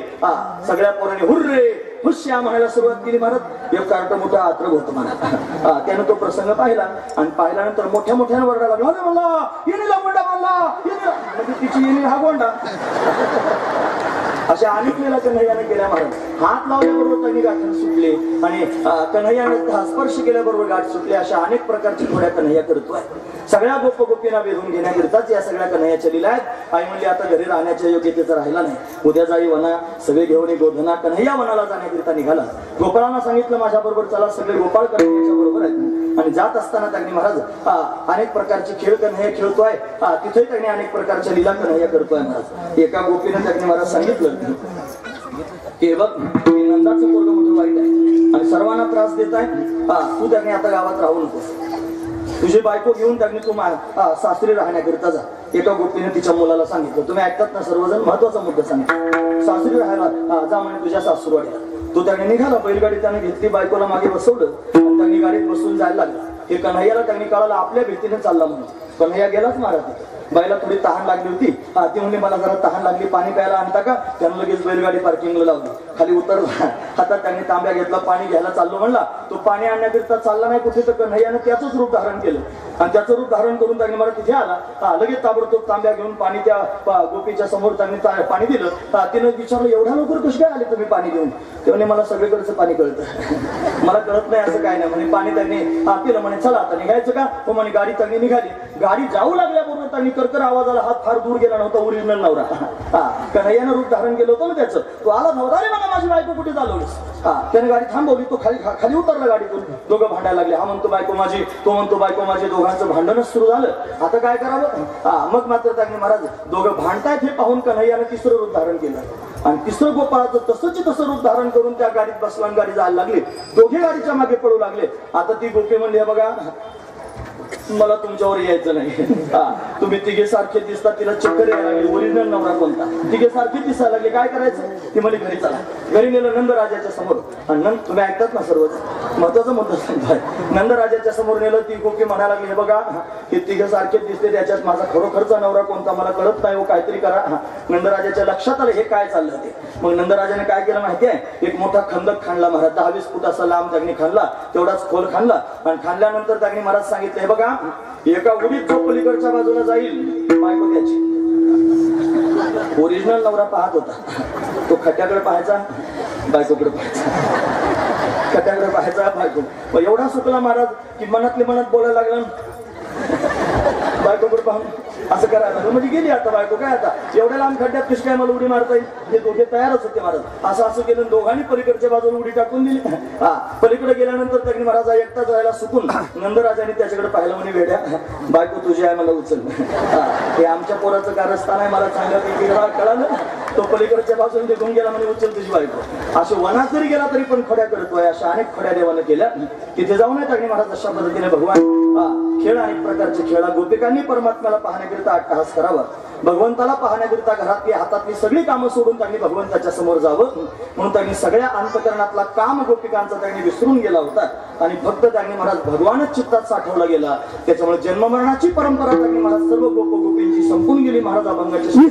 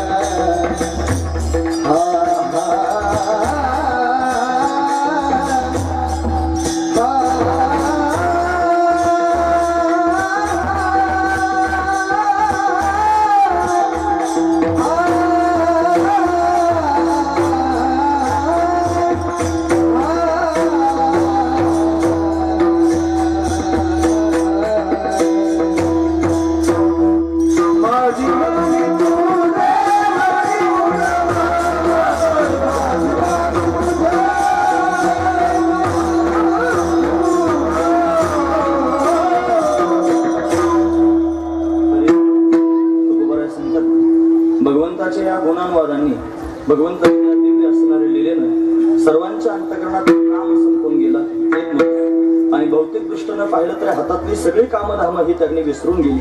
असा एक त्यांनी दोन प्रकारचे भाव पाहता येतील. अभंगाचं शेवटचं चरण आपण पाहिलेलं आहे. आता समारोपाच्या दिशेने जाऊन 2 मिनिटांमध्ये आपण थांबणार आहोत. कशा पद्धतीने भगवंतानं सर्वांच्या अंतःकरणातलं काम घालवलं असेल. हा कन्हैया त्यांनी महाराज वृंदावनामध्ये गेलेला आहे. सगळ्या गोपाळांना गोपिकांना घेऊन. तुम्ही ऐका लक्षपूर्वक, महत्वाचा मुद्दा सांगून आपण जय विठ्ठल आता करणार आहोत. वनामध्ये त्यांनी कन्हैया गेला. हे वृंदावन फार सुंदर आहे ना, कधी जाऊन बघा म्हणजे कळेल. उंच असणारे वृक्षात जे आभाळाला जाऊन भिडलेले आहे. सूर्यनारायण त्या वृक्षांवर नाराज आहे. तो म्हणतो तुमच्यामुळे माझी किरण लवकरात लवकर भूमंडलावर जात नाही. मला ब्रजभूमीचं दर्शन करावं वाटतं. तिथं मला तुमच्यामुळे जाता येत नाही. एवढे उंच वृक्ष आहेत. त्या वृक्षांवर त्यांनी महाराज वेली उंच गेलेले आहेत. त्या वेलींवर फुलं त्यांनी आलेली आहेत. कन्हैया त्यांनी महाराज जाऊन बसला यमुना नदीच्या काठावरती. उंच असणारी एक शिळा आहे. या शिळेवर त्यांनी कन्हैया बसलेला आहे. त्यानं पिवळा पितांबर धारण केलेला आहे. त्याची कंबर सिंहासारखी लवचिक आहे. त्याचं उदर त्रिवलने युक्त आहे. त्याच्या हातामध्ये दिव्य असणारी बासुरी आहे. कुंदरू फुलासारखे लाल असणारे त्याचे ओठ आहेत. रत्नांची ओळी ठेवल्यासारखे सुंदर कन्हैयाचे दात आहेत. त्यानं त्यांनी आधारावर वेणू ठेवून वाजवायला सुरुवात केली. तो वेणू वाजवतोय. त्या वेणूच्या शब्दाने त्यांनी गोपिका वेधून येऊ लागला. एका गोपीच्या अंतकरणात कन्हैयानं घर केलं होतं. ती हातातलं सगळं कामधाम सोडून कन्हैयाच्या दिशेने जाण्याकरिता निघाली. त्या वृंदावनामध्ये जाऊन पोहोचलेली आहे. कन्हैयाकडे सर्वजण त्यांनी पाहतायत. वानर त्यांनी उड्या मारायची थांबलेली आहेत. कन्हैयाकडे पाहतायत. हरणांनी सगळी कामं सोडून त्यांनी कन्हैयाच्या समोर येऊन बसून त्याचं मुखारविंदाचं दर्शन घ्यायचं ठरवलेलं आहे. पक्षी त्यांनी किलकिलाट करायचा बंद झालेले आहेत. यमुना जळ शांतपणे वाहत आहे. यमुनेच्या पात्रामध्ये राजहंसांचा जोडा भगवंताच्या समोर फिरतोय. देवाच्या गळ्यामध्ये वैजयंती माळ आहे. त्याच्यावरती त्यांनी भ्रमर गुणगुण गुणगुण अशा पद्धतीने करतायत. देवानं क्लीम शब्दाचा उच्चार बासुरीतून केला आणि गोपीनं सर्वस्वाचा त्याग करून त्यांनी भगवंताच्या समोर जायचं ठरवलं. हातातली सगळी कामं गोपी विसरली. अंतकरणातला काम गोपीच्या संपून गेला आणि ही गोपी त्यांनी भगवंताच्या जवळ त्यांनी जाण्याकरिता निघालेली आहे. धावत धावत कन्हैयाच्या समोर जाऊन पोहोचली. तिने कन्हैयाकडे पाहिलं. कन्हैयानं तिच्याकडे तिरक्या नजरेनं पाहून स्मित हास्य केलं. तिला कळालं परमात्मा मला स्वीकारतोय. सहज गोपी तगणी कन्हैयाच्या शेजारी जाऊन बसलेली आहे. शेत्याच्या शेजारी बसल्यानंतर तगणी महाराज तिने हळुवारपणे आपली मान कन्हैयाच्या खांद्यावर ठेवलेली आहे. हा कन्हैया मुरली वाजवतोय. मुरली वाजवताना थांबला. एका हातानं कन्हैयानं तिच्या खांद्यावर आपला हात त्यांनी ठेवला आणि तिला उपकृत केलं. तिने काहीच न बोलता कन्हैयाला सांगितलं देवा हातातली सगळी कामं टाकून अंतकरणातला काम तगणी संपून तुझ्या समोर आलेली आहे. मी तुझी होण्याकरिता त्यांनी तुझ्या समोर आलेले आहे. माझा स्वीकार कर. तू देव आहेस. मी तुझी भक्त आहे. तिथं वैषयिक काम कोणत्या प्रकारचं नाही. फक्त प्रेम गोपीच्या अंतकरणात आहे आणि परमात्म्याचं सुख तिला प्राप्त झालेलं आहे. आता तहानभूक कोणत्या प्रकारची आठवत नाही अशी तिची अवस्था आहे. भगवंतानं जाणली आणि देवानं त्यांनी मला तिच्या खांद्यावर हात ठेवून तिला उपकृत केलं की गोपी तू जर सर्वस्वाचा त्याग करून माझ्यापर्यंत आलेली आहेस तर आता मी सुद्धा त्यांनी तुझा कधीच त्याग करणार नाही. मी अखंड तुझ्या बरोबरच आहे. तुला सांभाळण्याकरिता तयार आहे. असं वृंदावनात त्यांनी भगवान चरित्र करू लागला आणि सर्व गोप गोपिकांना भगवंतानं आपलंसं करून घेतले. हा दिव्य असणारा भाव आहे. कशाकरिता हे 2 मिनिटं शेवटचे तुमचे घेतले हे याच्याच करतायत की आपण सुद्धा या भावनेनं तिथपर्यंत जाऊ शकतो.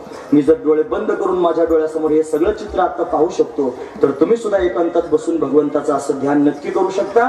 हे सगळ्यांनी केलं पाहिजे. तुकोबारांनी या डोंगरावर बसून इथंच त्यांनी ध्यान केलं म्हणून तर परमात्माला तुकोबारांचा अभंग आहे. हाच नियम आता नंदिरी माघारी बैसली शेजारी गोविंदाच्या गररिगी झाले पट्टर आणि बळे वरिले सावळे परब्रह्म बळयाचा अंग संग झाला आता नाही भय चिंता तुका म्हणे विसरू कामाचा तुका म्हणे झाला उद्वेग राहिला जावे यावे. कामाचा विसर पडला याच्यामुळे विसर पडला आणि जाण्या येण्याचा उद्वेग त्यांनी संपून गेला. असा कन्हैया सर्वांना वेधून येतो. गोपाळ त्यांनी खेळू लागले. गोपाळांना भूक लागली म्हणे देवा काहीतरी खायला दे. मग काय त्यांनी द्यावं म्हणून शिदोऱ्या सर्वांच्या सोडल्या. म्हणून त्यांनी खडकावर जाऊन भगवान बसला. शिदोऱ्या सोडून त्याचा काला केला.